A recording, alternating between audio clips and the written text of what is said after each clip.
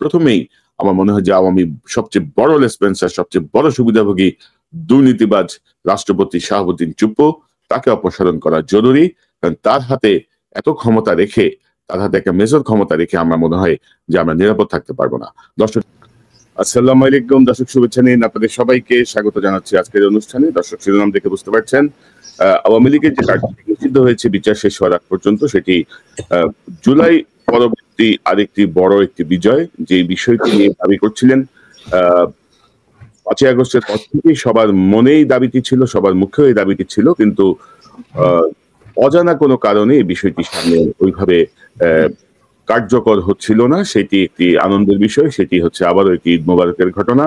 এবং রাষ্ট্র সংস্কারের পরবর্তী পদক্ষেপ কি, কোন জায়গায় এখন ছাত্র জনতাকে তাদের ভূমিকা রাখতে হবে, সেই বিষয়টি নিয়ে আমরা আজকে একটু কথা বলবো। আমার সঙ্গে যোগ দিচ্ছেন, আমি যদি পরিচয় করিয়ে দিই, ইতিমধ্যে আপনারা জানেন, আমি যদি পরিচয় করিয়ে দিই, আপনাদের অত্যন্ত প্রিয় মানুষ পিনাকি ভট্টাচার্য।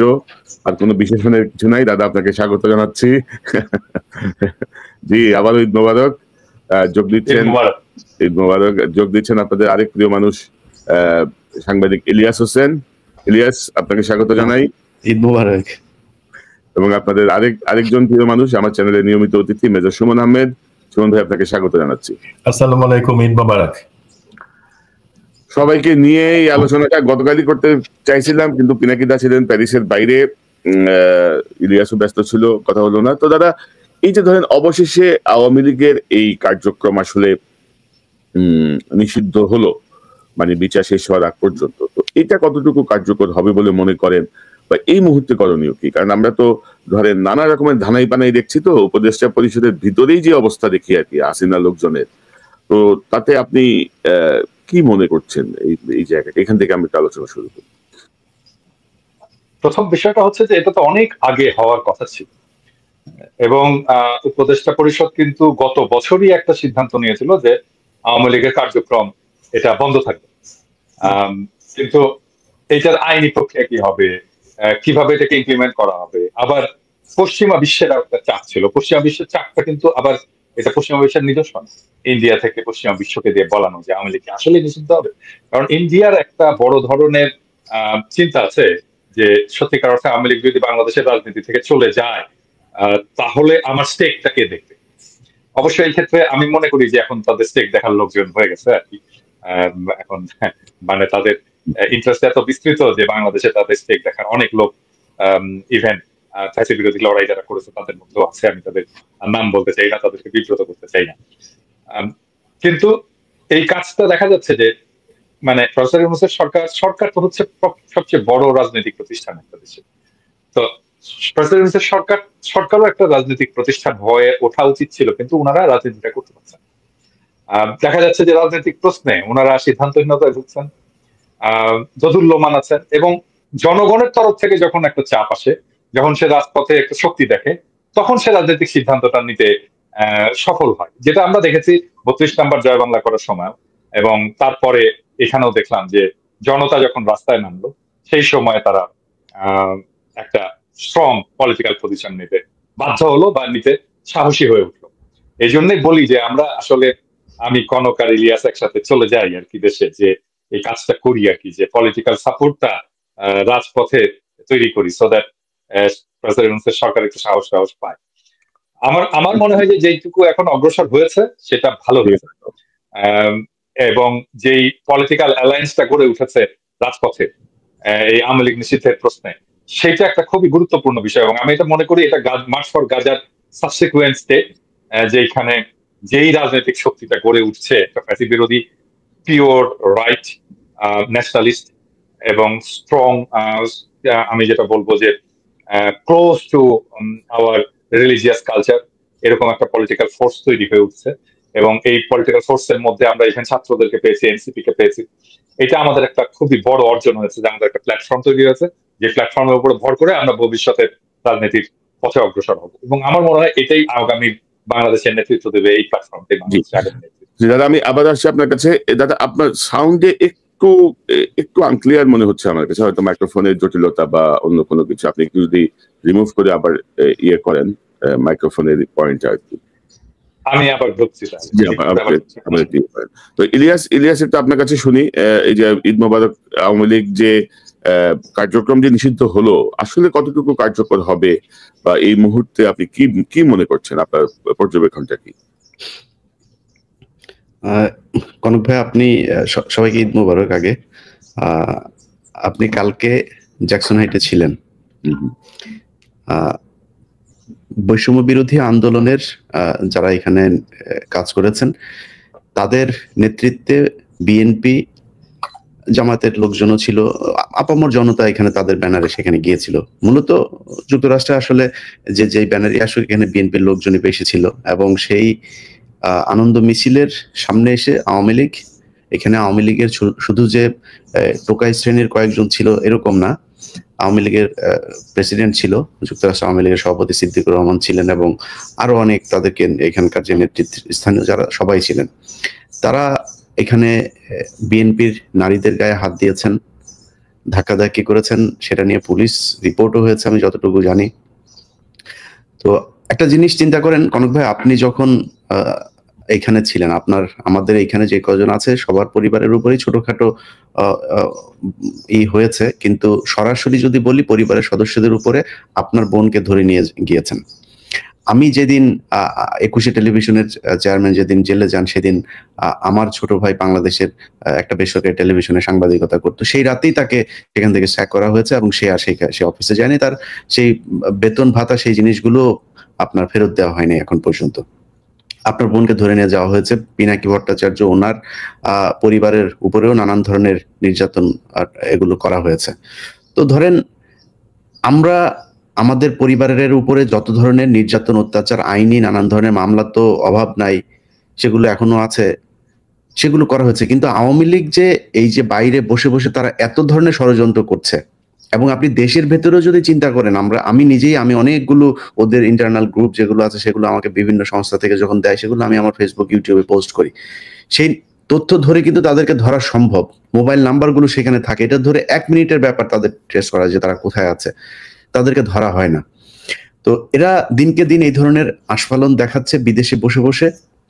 আমরা এখানে বসে অনেক কথা বলেছি, আমরা ইউটিউবে আমরাও এখানে আমাদের যে অ্যাক্টিভিটি সেগুলো করেছি, কিন্তু কোনোদিন কারোর গায়ে হাত তুলে না, কারোর সাথে মারামারি করে না, বরং এরা ওই সময় আমাদের সাথে মারামারি করতো, এখনো করছে।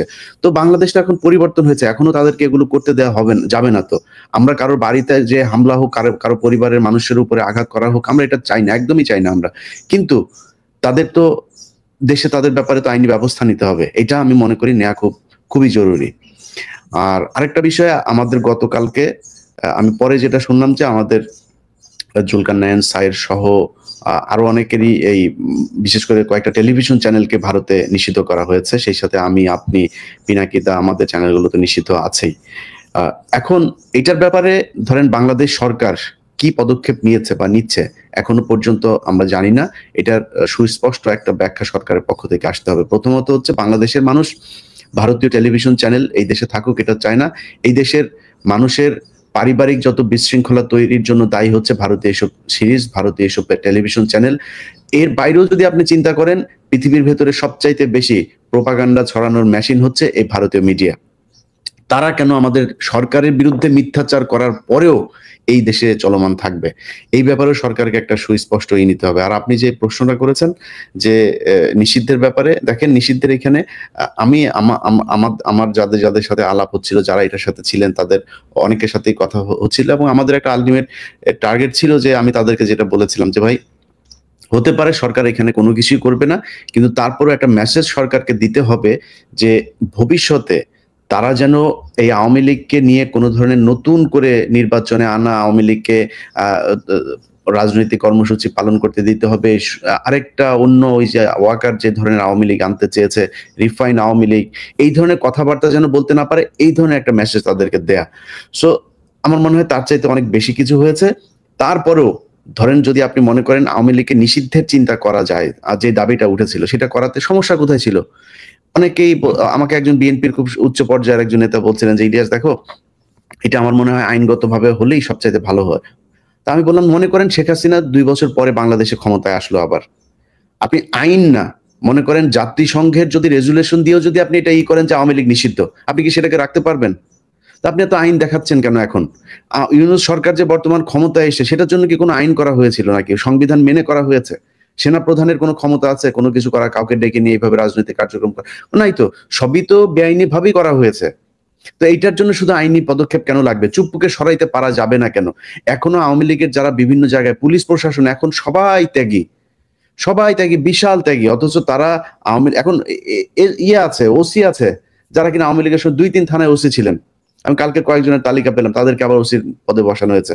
তো একটা চক্র তারা এখনো চাচ্ছেন যে আওয়ামী লীগকে কোনো না কোনো ভাবে মাঠে রাখবার, আওয়ামী লীগ যাতে কোনোভাবে, এখন তো বাংলাদেশের মানুষ তো ওই জায়গাতে নেই, যে কারণে পারছে না, ইনিয়ে বিনিয়ে নানান ভাবে তারা চেষ্টা করছেন অন্তত তাদেরকে যেন নিষিদ্ধ না করে রাজনীতি করার একটা সুযোগ যাতে দেয়া হয়, এটাই হচ্ছে তাদের তো আমি আমার এই জায়গায় আমার বক্তব্য খুব স্পষ্ট যে বাংলাদেশের মানুষ শেখ হাসিনা যতবার দাঁড়াতে যাবে ততবার তাকে শুইয়ে দেবে। আওয়ামী লীগকে বাংলাদেশের মানুষ গ্রহণ করার ওই জায়গাতে আর নাই। অতএব রাজনৈতিক দল, সেটা জামায়াত হোক, বিএনপি হোক বা অন্য কোনো রাজনৈতিক দলই হোক, কালকে ওই যে কাউয়া কাদেরের আরেক ভাষণ এখন বাংলাদেশে আছে, আপনার জাতীয় পার্টির কাদের কালকে বলছে তারা কোনো দলের এটাতে তারা মানে না, এটা তারা বিশ্বাস করে না। সো এই ধরনের কাদেরের কিন্তু ভিডিও আছে আমার কাছে, আগে থেকে বলে রাখলাম। কাদেরের কিন্তু বহু আগেই ভিডিও ছিল, তা ওরে নিয়ে আর আমি নাড়াচাড়া করি না, কারণ এটারে নিয়ে নাড়াচাড়া করার মতো জিনিস না। সো বেশি লাফালাফি করার দরকার নাই কাদের সাহেব। কাদের সহ বিএনপি, জামায়াত যারাই আওয়ামী লীগকে জায়গা দিতে চাবেন, বাংলাদেশের মানুষ তাদেরকে বরং আওয়ামী লীগের মতো নিষিদ্ধের জায়গায় নিয়ে যাবে। অঘোষিত নিষিদ্ধ হয়ে থাকবেন, মানুষের হৃদয়ে জায়গা পাবেন না। অতএব সিদ্ধান্ত আপনাদের, আপনারা জনগণের সাথে থাকবেন নাকি আওয়ামী লীগের সাথে থাকবেন, ভারতের সাথে থাকবেন, টোটালি আপনাদের উপরে। ধন্যবাদ ইলিয়াস। আসলে বিষয়টা হচ্ছে যে ধরেন নর্মালি তো আমাদের রাজনৈতিক যে পরিবর্তন, বিশেষত আমরা 90 পরবর্তীতে দেখছিলাম যে একটা দল আসে, একটা দল যায়, 5 বছর পর পর মানুষ তাদের মতো করে সিদ্ধান্ত নেয় কাকে রাখবে, কাকে সরাবে। তো এবার আসলে আওয়ামী লীগ যেভাবে গণহত্যা করেছে, যেভাবে গুম খুনের সঙ্গে যুক্ত ছিল 16টা বছর, এরপর আওয়ামী লীগকে সাপোর্ট করার কোনো কারণ নাই। দাদা একটু কথা বলেন, একটু দেখি আপনার সাউন্ডের কি অবস্থা। হ্যাঁ, সাউন্ড শোনা যাচ্ছে এবার? এখন বেটার, এখন অনেক বেটার আগের চেয়ে। তো সুমন ভাই আপনার কাছে একটু আসি। আপনি যুক্ত ছিলেন সেই জুলাই আন্দোলনের আগে থেকেই, আপনি বিষয়গুলো খুব মনিটর করছিলেন, আপনি নিজেও এখানে যোগ দিয়েছেন, আপনি যুক্ত ছিলেন। পাশাপাশি আপনি হচ্ছেন বিডিআর হত্যাকাণ্ডের ঘটনার একজন ভিকটিম, আপনি নির্যাতিত। তো সবকিছু মিলিয়ে এই যে আওয়ামী লীগের যে এই যে আপনার পিনাকিদার ভাষায় জয় বাংলা হয়ে যাওয়া, মানে জয় বাংলা হয়ে যাওয়ার পথে আছে আর কি। তো কিভাবে দেখছেন এই যে নিষেধাজ্ঞা কার্যক্রমের উপর যে নিষেধাজ্ঞা, এটি আপনার দৃষ্টিতে আপনি কি মনে করেন? ভাই প্রথমে আপনাদেরকে কংগ্রাচুলেট করি, কংগ্রাচুলেশনস। আপনারা 3 জন, ভারত মোদি আপনাদেরকে নিষিদ্ধ করছে, এটা একটা বড় অ্যাওয়ার্ড, অ্যাচিভমেন্ট। কিন্তু যদিও ওর কাছ থেকে অ্যাওয়ার্ড পাওয়ার জন্য আমরা বসে নাই, বাট ওই যে বলা হয় না যে ইন্ডিয়া যারা শত্রু মনে করে সে হচ্ছে আমাদের সব থেকে বড় বন্ধু। তো আলহামদুলিল্লাহ, কংগ্রাচুলেশনস ওয়ান্স এগেইন। এখন একটা প্যাটার্ন একটু দেখেন, আওয়ামী লীগ নিষিদ্ধ হয়েছে, দাদা জয় বাংলার কথা বললো, বাট প্যাটার্নটা কি? এই যে যারা গুম খুন এবং অন্যান্য অর্থ পাচার, দুর্নীতি, এই সব কিছুতে আওয়ামী লীগের সাথে ছিল, তাদের ব্যাপারে দেখবেন এই ভ্রমণে নিষেধাজ্ঞা, তাদের বিরুদ্ধে মামলা, এই জিনিসগুলা তারা যখন বাইরে সেফলি চলে যাইতেছে তারপরে হইতেছে। কিন্তু অনেকে বাইরে আছে, আমি অবাক হয়ে যাই যে তাদের পাসপোর্ট, ভ্রমণ, পরিবার সহ ভ্রমণে নিষেধাজ্ঞা দেওয়া হইতেছে। এটা কি ভ্রমণে নিষেধাজ্ঞা নাকি ফেরত আসার নিষেধাজ্ঞা, সেইটা একটা বড় কোশ্চেন। আমরা এটাও জানি যে পতিতা হাসিনাকে যদিও বলা হয় পালায় গেছে, বাট তাকে অ্যাকচুয়ালি অর্কেস্ট্রেটেড ওয়েতে সেফলি একটা এক্সিট দেওয়া হয়েছে। এবং এই আওয়ামী লীগকে পুনর্বাসনের একটা পথ খোলা রেখে এবং তাকে নিষিদ্ধ করার জায়গাটা ডিলের মধ্যে ফেলে এতদিন পরে যখন করা হলো, একটু তাকায় দেখেন এর মধ্যে কি হয়েছে। এখন আওয়ামী লীগ দেশে যতটা না অ্যাক্টিভ, অবশ্যই তাদের শক্তি আছে, এটা আমি অস্বীকার করবো না, বাট তারা যেই পরিমাণের টাকাগুলাকে সেফলি নিয়ে যেতে পারছে, ইভেন 2 মাস আগে পর্যন্ত তাদের আওয়ামী লীগ নেতাদের ব্যাংক অ্যাকাউন্টের টাকা বাংলাদেশ ব্যাংকে এবং অন্যান্য ব্যাংক থেকে সেটা চলে গেছে। এখন পর্যন্ত ইলিয়াস একটা প্রোগ্রামে সকালবেলা বলছেন যে শেখ হাসিনার চাচা শেখ কবির, তাকে হাজার হাজার কোটি টাকার কন্ট্রাক্ট এখনো দেওয়া হচ্ছে এবং দেওয়া হয়েছে। তো আওয়ামী লীগকে গায়ে গতরে যে সেই শক্তিটুকু কিন্তু মাসলটাকে তাকে বাড়ানোর সুযোগ দিয়ে তারপরে সরকার, এখন আমি সরকারের এই সিদ্ধান্ত যতটুকু নিচ্ছে স্বাগত জানাই, বাট আমার অবশ্যই কোশ্চেন আছে বর্তমানে যে উপদেষ্টা বা যারা সমস্ত ক্ষমতার কেন্দ্রে তাদের সদিচ্ছা কতটুকু আছে।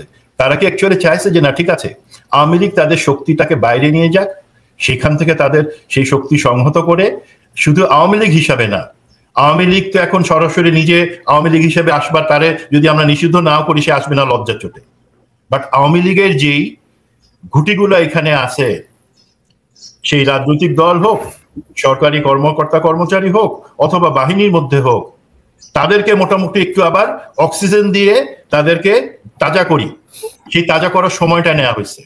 সেই সময় নিয়ে তারপর এখন আমাদেরকে বলা হচ্ছে যে একটা প্রক্রিয়ার মধ্যে থেকে তাদেরকে নিষিদ্ধ করা হবে এবং সেটা একটা সম্ভাবনার কথা বলা হয়েছে। সেই পর্যন্ত তাদের কার্যক্রম বন্ধ থাকবে। আওয়ামী লীগের কার্যক্রম কি বাংলাদেশে কতটা আছে?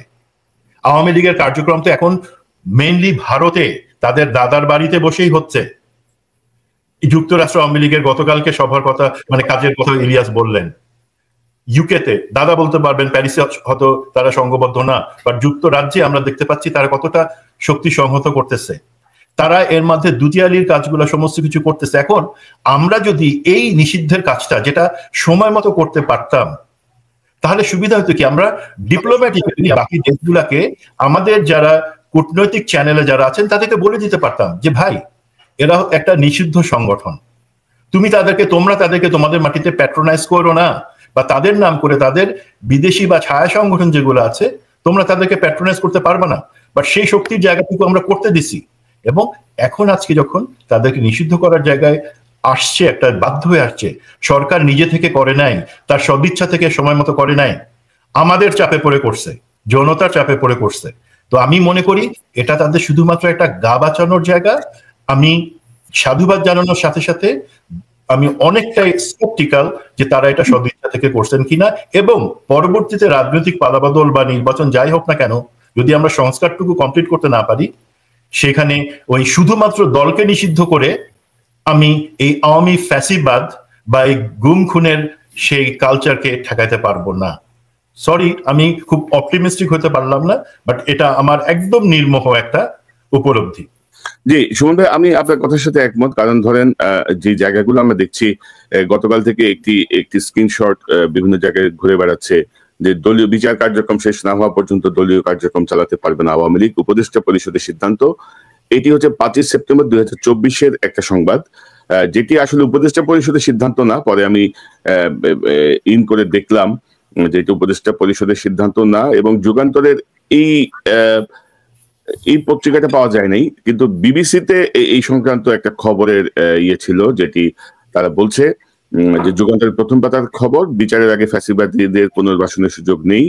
এবং সেখানে আসলে তারা উপদেষ্টা আসিফ মাহমুদের একটি বক্তব্যকে কোট করেছে, এবং আসিফ মাহমুদ তখন, এটা আসলে তার নিজের মন্তব্য ছিল, যদিও বলা হচ্ছে যে উপদেষ্টা পরিষদের মিটিং এর পরে এসে তিনি বলেছেন এই কথাগুলো, যার ফলে একটু বিভ্রান্তি তৈরি হয়েছিল। যে আসিফ বলেছেন যে ফ্যাসিবাদী শক্তি, পরাজিত শক্তিকে বিভিন্নভাবে পুনর্বাসনের কর্মসূচি দেখা গেছে। আমরা ছাত্র জনতার অভ্যুত্থানের মধ্য দিয়ে গঠিত সরকার মনে করি বিচারের আগ পর্যন্ত, সম্পূর্ণ বিচার নিশ্চিত না হওয়া পর্যন্ত ফ্যাসিবাদীদের পুনর্বাসনের আর কোনো সুযোগ নেই। তো এটি নিয়ে নানা রকমের কথা আসছে, যেটি আমরাও শুনতে পাচ্ছিলাম যে দাদাও বলছিলেন যে আগে একটা সিদ্ধান্তের মতো হয়েছিল বা আলোচনা হয়েছিল। এখন এই জায়গাটা, এই যে সিদ্ধান্তটা, এটি কিন্তু ছাত্র জনতার, বিশেষ করে হাসনাত আব্দুল্লাহর একটি উদ্যোগের পরে অনেকটা বাধ্য হয়েছে। ছাত্ররা, রাজনৈতিক দলগুলো, ছাত্র জনতা যখন অবস্থান নিয়ে নিল তখন এই সিদ্ধান্তটা আসতে বাধ্য হয়েছে, গতকাল গেজেট হয়েছে। কিন্তু উপদেষ্টা পরিষদের ভেতরে আমি যদি একটা বক্তব্য দেখাই, মানে এই মানসিকতা তার পরিবর্তন হয়নি। যে অবস্থায় ছাত্র জনতার গণঅভ্যুত্থানে সরকার পালিয়ে গেছে, পাবলিক পারসেপশন আছে, অনেকে মনে করে যে আওয়ামী লীগকে নিষিদ্ধ করা দরকার। তো এই ব্যাপারে আপনারা কি বলছেন? আপনি দেখেছেন আমাদের অ্যাটর্নি জেনারেল অফিস থেকে যখন আওয়ামী লীগকে নিষিদ্ধ করা একটা দাবি উঠেছে হাইকোর্টে, সে অফিস থেকে এটার প্রতিবাদ করা হয়েছে, এটার বিপক্ষে দাঁড়িয়েছে। ব্যক্তিগতভাবে আমি মনে করি কোনো রাজনৈতিক দলকে নিষিদ্ধ করার পক্ষে আমি না, আনলেস আপনার যদি একদম সুশক্তভাবে জঙ্গি তৎপরতা, রাষ্ট্রবিরোধী তৎপরতা, কোট আনকোট যে বিভিন্ন পলিটিক্যাল পার্টির রেটরিক হিসাবে ইউজ করে, সেটা না। সত্যিকার অর্থে সেরকম থাকলে তাও প্রচন্ড সততার সাথে তদন্ত করে দেখে হয়তো এটা করা যেতে পারে। জেনারেল রুল হিসাবে আমাদের সংবিধানে সংগঠন করার স্বাধীনতা আছে। আওয়ামী লীগ বাংলাদেশের স্বাধীনতা সংগ্রামে নেতৃত্ব প্রদানকারী দল, বিভিন্ন গণতান্ত্রিক সংগ্রামে এই দলটার অবদান ছিল। গত 15 বছর তারা যা করেছে সেটা তাদের ঐতিহ্যের সাথে যায় না, সেটা মুক্তিযুদ্ধের চেতনার সাথে যায় না। তারা বাংলাদেশের ইতিহাসে বর্বরতম এক ফ্যাসিবাদ কায়েম করেছিল। এই কর্মকাণ্ডের জন্য ব্যক্তিগত দায় থাকতে পারে, লিডারদের সামষ্টিক দায় থাকতে পারে, বা দল হিসাবে ব্যক্তিগতভাবে আমি বলছি, দল হিসাবে আওয়ামী লীগ মানে নিষিদ্ধ করা দল হিসাবে মনে হয় না সমীচীন হবে। তো দাদা আপনার কাছ থেকে শুনি, ধরেন এই জাতীয় মানে তত্ত্ব মাথায় নিয়ে যিনি বসে আছেন, গুরুত্বপূর্ণ উপদেষ্টা, এবং এর বাইরে তো আওয়ামী লীগের আওয়ামীপন্থী, আওয়ামী লীগের কে সার্ভ করা, আওয়ামী লীগের তাকে সুবিধা নেওয়া, মানে এ নাম্বার অফ উপদেষ্টা, এ নাম্বার অফ সহকারী কিন্তু সরকারে বসা। তো আপনি কি মনে করেন যে মানি টক্স ভাই, মানি টক্স তো এখন পরবর্তী সংস্কারটা কি, মানে এখান থেকে আমরা আলোচনাটা শুরু করি। এখানে আমি আজকে একটা এপিসোড করেছি আর কি, মানে আওয়ামী লীগ নিষিদ্ধের প্রশ্নে আমরা আমাদের চিন্তাটা সলিড ছিল না। হ্যাঁ, মানে আসলে আওয়ামী লীগকে কেন আমরা নিষিদ্ধ করতে চাই, এটা কি আমরা গণদাবি দিয়ে করছি? যেমন ধরেন মির্জা ফখরুল বলল যে জনতা সিদ্ধান্ত নেবে, এটা কি আসলে জনতার সিদ্ধান্তের বিষয় নাকি এটা রাষ্ট্রের সিদ্ধান্তের বিষয়? এবং আসলে প্রথম প্রশ্নটা হচ্ছে যে আওয়ামী লীগকে আমরা কেন নিষিদ্ধ করব, এই প্রশ্নটার খুব সলিড জবাব আমাদের গণপরিসরে ছিল না। আমার মনে হয় যে আমরা এখন এটার জবাবটা পেয়েছি, জন্য আওয়ামী লীগকে আসলে আমরা নিষিদ্ধ করতে পারলাম এইভাবে। প্রথম বিষয়টা হচ্ছে যে কোন দল একটা দেশে রাজনীতি করতে পারবে কি পারবে না, এইটা ডিপেন্ড করে একটা কন্ডিশনের উপরে। সেটা হচ্ছে যে সেই দলটা সেই রাষ্ট্রের যে ফান্ডামেন্টাল প্রিন্সিপাল বা বুনিয়াদি যে নীতি, সেইটার সাথে সঙ্গতিপূর্ণ কিনা। এখন বাংলাদেশের বুনিয়াদি যে ফাউন্ডেশনাল যে প্রিন্সিপাল, সেটার সাথে আওয়ামী লীগের তফাৎটা কোথায়, আওয়ামী লীগের বিরোধটা কোথায় হলো?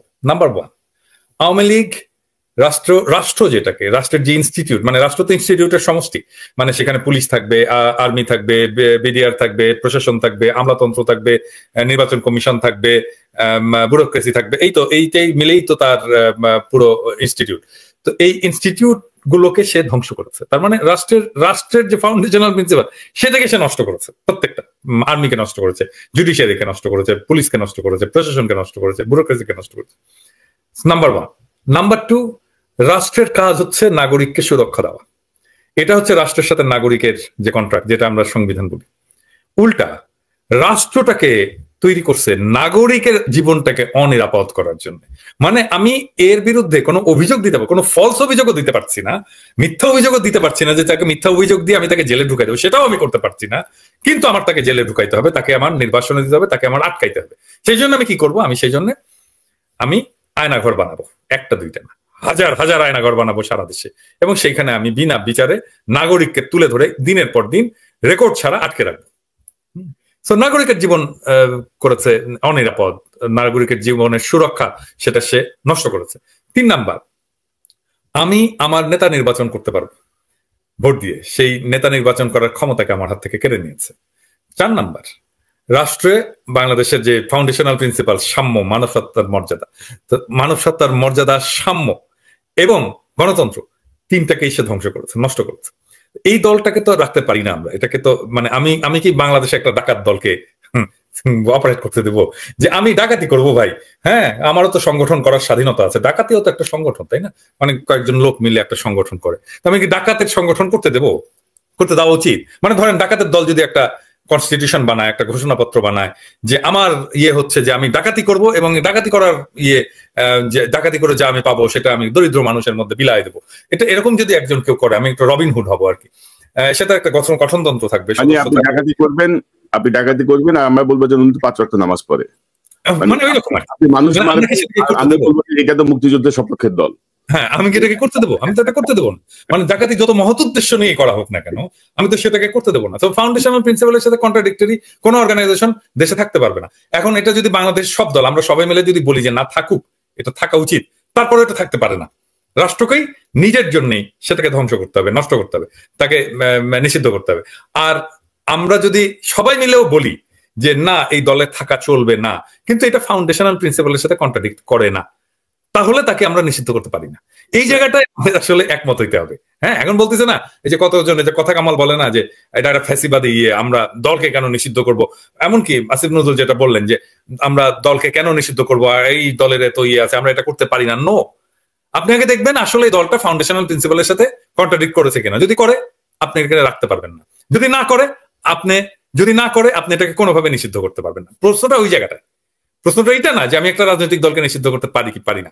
2 নাম্বার হচ্ছে এটা জনমতেরও বিষয় না। যেমন আমরা যদি সবাই মিলে মনে করি যে একটা দলকে আমরা নিষিদ্ধ করে দেবো, কিন্তু এটা ফাউন্ডেশনাল প্রিন্সিপালের সাথে এটা কন্ট্রাডিক্ট করে না। হ্যাঁ, যেমন ধরেন মানে জামাতের নিষিদ্ধ, জামাত যে নিষিদ্ধ করলো আওয়ামী লীগ, জামাতের নিষিদ্ধ করাটা কি এটা কি বৈধ? এটা কি করতে পারে? সে পারে না। কারণটা হচ্ছে জামাত রাষ্ট্রের ফাউন্ডেশনাল প্রিন্সিপালের সাথে কন্ট্রাডিক্ট করে না। মানে তার কাজ মুক্তিযুদ্ধের পর থেকে, তার কাজ 1971-এর 16 ডিসেম্বরের পর থেকে, তার কাজ, তার গঠনতন্ত্র, তার সংবিধান, তার রাজনীতি, কোনো কিছু বাংলাদেশের ফাউন্ডেশনাল প্রিন্সিপালের সাথে কন্ট্রাডিক্ট করে না। সেজন্য আমরা জামাতকে যে নিষিদ্ধ করেছি এটা এক জিনিস না। এবার বোঝা গেছে, মানে ক্লিয়ার হয়েছে বিষয়টা। এই জায়গাটাতে এসে এটা ইভেন রাজনৈতিক দলগুলো এখানে এসে প্রবলেম করছে। আসিফ নজরুল যেটা বললেন সেটাও, আসিফ নজরুল ইভেন এখন পর্যন্ত ওনার ধারণাটা ক্লিয়ার না। কারণ কয়েকদিন আগে উনি বলছিলেন যে সব রাজনৈতিক দল যদি চায় তাহলে আওয়ামী লীগ নিষিদ্ধ হইতে পারে। এখন যদি সব রাজনৈতিক দল চাইলো এবং আমরা দেখলাম যে আওয়ামী লীগ বাংলাদেশের ফাউন্ডেশনাল প্রিন্সিপালের সাথে কন্ট্রাডিক্ট করে না, তাহলে কি আমরা নিষিদ্ধ করে দেবো? করবো না তো। হ্যাঁ, প্রশ্নটা হচ্ছে আওয়ামী লীগকে নিষিদ্ধ হতে হয়েছে কারণ আওয়ামী লীগ বাংলাদেশের ফাউন্ডেশনাল প্রিন্সিপালের সাথে কন্ট্রাডিক্ট করে, এটা থাকতে পারে না। এই বিষয়টা একটু স্পষ্ট হওয়া দরকার যে এখানে আবেগের বশে কোনো কাজ হচ্ছে না। এখানে যা হচ্ছে সবকিছু যুক্তিবদ্ধভাবেই আমরা কথাগুলো বলছি, আমরা এই দাবিগুলো করছি। এবং ধরেন যে একটা সময় তো 2009 পর্যন্তই নির্বাচনের আগে বিএনপি থেকে আওয়ামী লীগে যোগ দিছে, আওয়ামী লীগ থেকে বিএনপিতে যোগ দিছে, জামাত থেকে যোগ দিছে, জামাতে গেছে। তো এগুলো নিয়ে কিন্তু কেউ কখনো প্রশ্ন তোলে নাই যে না দিতে পারবে না, এটা হবে না। কিন্তু এবারের প্রেক্ষাপটটা সম্পূর্ণ ভিন্ন একটা প্রেক্ষাপট। এই প্রেক্ষাপটে আমরা আওয়ামী লীগকে সমর্থন করা মানে মানবতা বিরোধী অপরাধকে সমর্থন করা, মানুষের বিরুদ্ধে যে অবস্থান আওয়ামী লীগের ছিল গত 15 বছরে সেটাকে মেনে নেওয়া। দুঃখিত। তবে আরেকটা গুরুত্বপূর্ণ বিষয় হচ্ছে বাংলাদেশ তো রাষ্ট্র হিসেবে এক্সিস্ট করতেছিল না। মানে বাংলাদেশ যে একটা রাষ্ট্র, মানে বাংলাদেশের একজনকে ধরে নিয়ে যায়, সেখানে ডিজিএফ এর অফিসের মধ্যে তাকে ইন্টারোগেট করে, এটা কল্পনা করা যায়? হ্যাঁ, মানে তাহলে রাষ্ট্র কোথায়? তাহলে বাংলাদেশ রাষ্ট্র নাই আসলে। হ্যাঁ, বাংলাদেশ রাষ্ট্র ভারতের একটা ছায়া অধিকৃত জনপদ হয়ে গেছিল। হ্যাঁ, যা খুশি তাই করতে পারতেছে তারা ইন্ডিয়া, বাংলাদেশের মধ্যে যা খুশি তাই।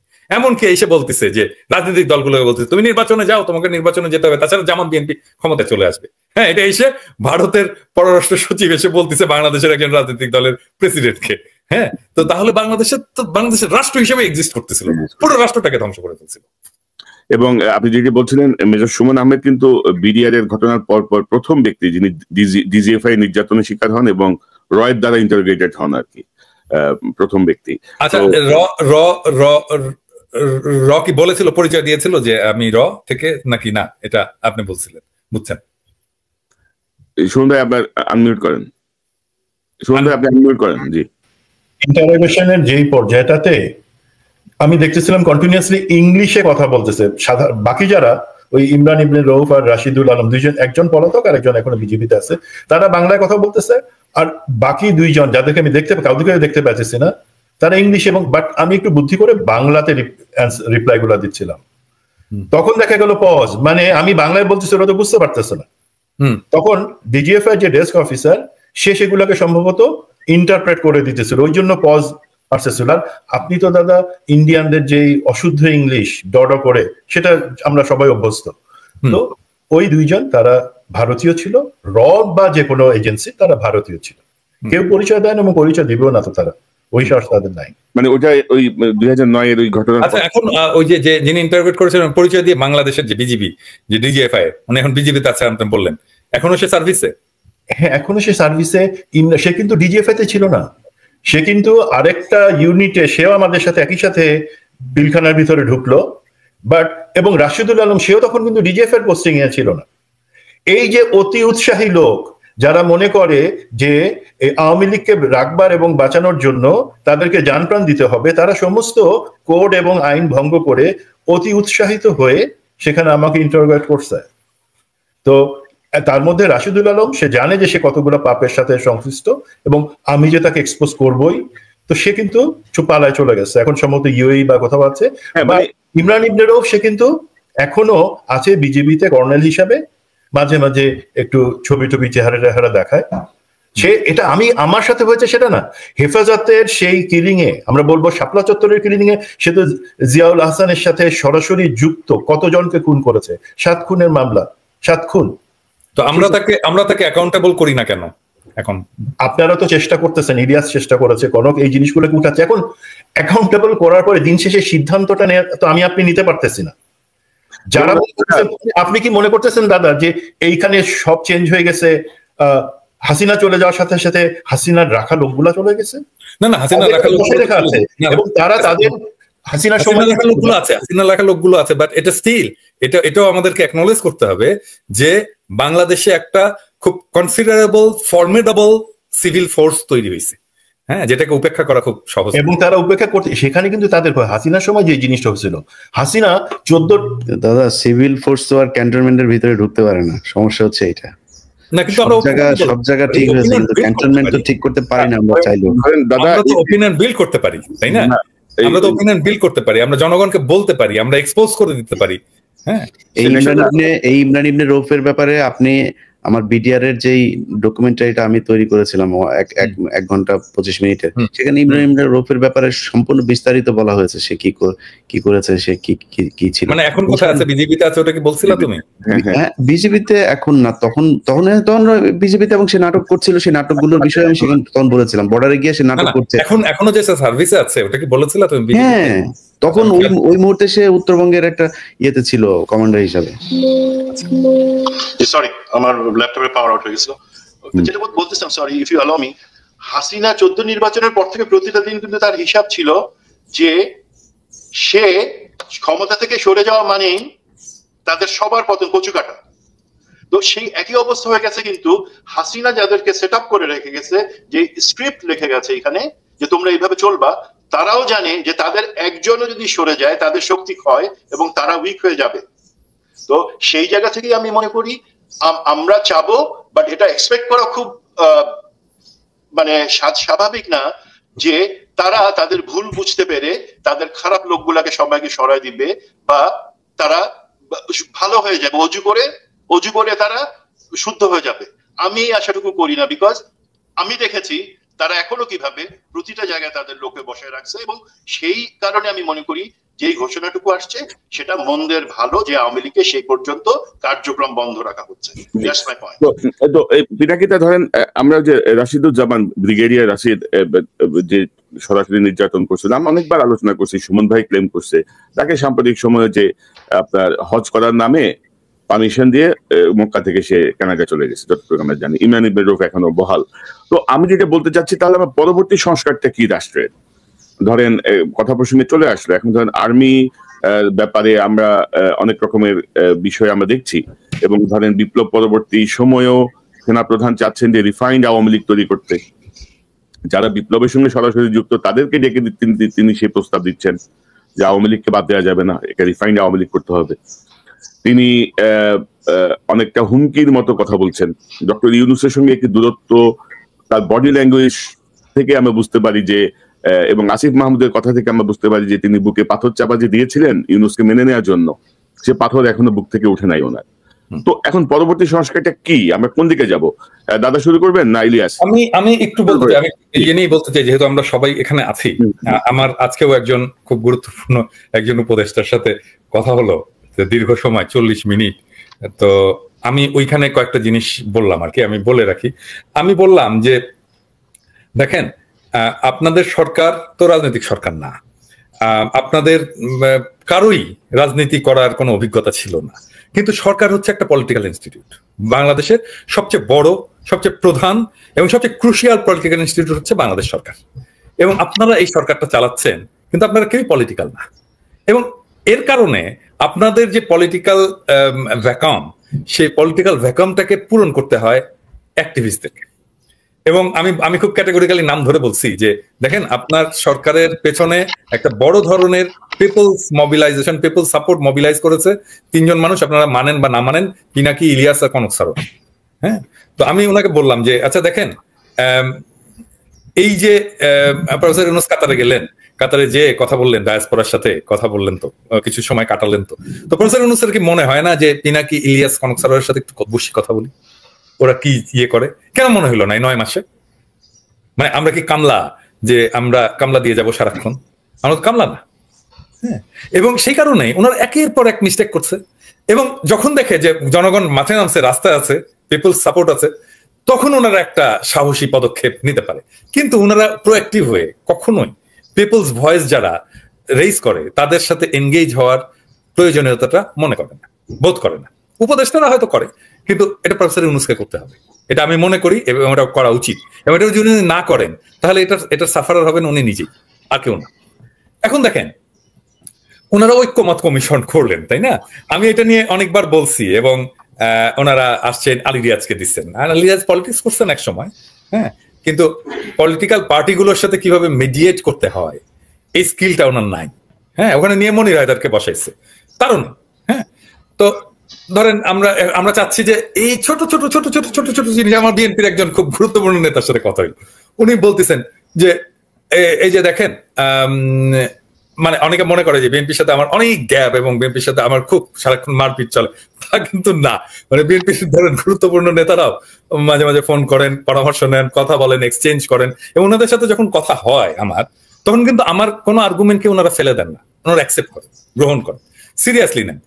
ধরেন আমি বললাম যে দেখেন এই যে ঐক্যমত কথাটা হচ্ছে, এটাই আমাদের পরবর্তী, আমাকে বলছে সংস্কার কি, মানে এই যে ধরেন 18 বছর কি 16 বছরের নাকি 17 বছর ভোটের সময়, এটা কি সংস্কারের একটা গুরুত্বপূর্ণ? আমি বললাম এটা সংস্কারের গুরুত্বপূর্ণ কোনো এলিমেন্ট না। আমি যে সংস্কারটা চাই সেটা আপনিও চান, কিন্তু আসলে আমরা বলতে পারতেছি না, বিএনপির ল্যাঙ্গুয়েজে বলতে পারতেছি না। সেই জন্য বিএনপি মাঝে মাঝে এদিকে সরে যাচ্ছে, ওইদিকে সরে যাচ্ছে, এদিকে যাচ্ছে, ওদিকে যাচ্ছে, মনে করতেছে, সন্দেহ করতেছে। আমি বলছি যে দেখেন আমাদের সংস্কারগুলো কি কি হইতে হবে। আমি খুব সিম্পল, এই 2 দিন আগে আমার এই কানে গেলাম, এখানে বিএনপির ছেলে পেলে, ইয়াং ছেলে পেলে, সব ব্রাইট ছেলে পেলে, অনেক কাজ করে, কানে কাজ করে। তো হঠাৎ করে আমাকে দেখছে রাস্তায় আর কি, তারপরে দেখে এসে দৌড়ে এসে ধরছে বেশ কয়েকজন, মানে 10-12 জন। হ্যাঁ, তো এসে বলতেছে যে দাদা এরকম আমরা বিএনপি করি, আমরা আপনার ইয়ে শুনি, কিন্তু মাঝে মাঝে বিএনপির খুব রাগ হয় আমাদের। আমি বললাম যে আমারও তো হয়, হ্যাঁ, বিএনপি আমাদের রাজপথের এলাই ছিল, আমারও তো রাগ হয়। কিন্তু আমি ওদেরকেই বললাম, ওদের সাথে আলাপ করেই কিন্তু কথা বলতেছি, কথা বলতে বলতে বলতে বলতে ওই জিনিসগুলো চিন্তা করি। আমি বললাম যে দেখেন আমি যে সংস্কারটা চাই এটা আমি আপনাকে বলি, এটা বিএনপিও মানবে, কিন্তু এটা বিএনপিকে বলা হচ্ছে না এইভাবে।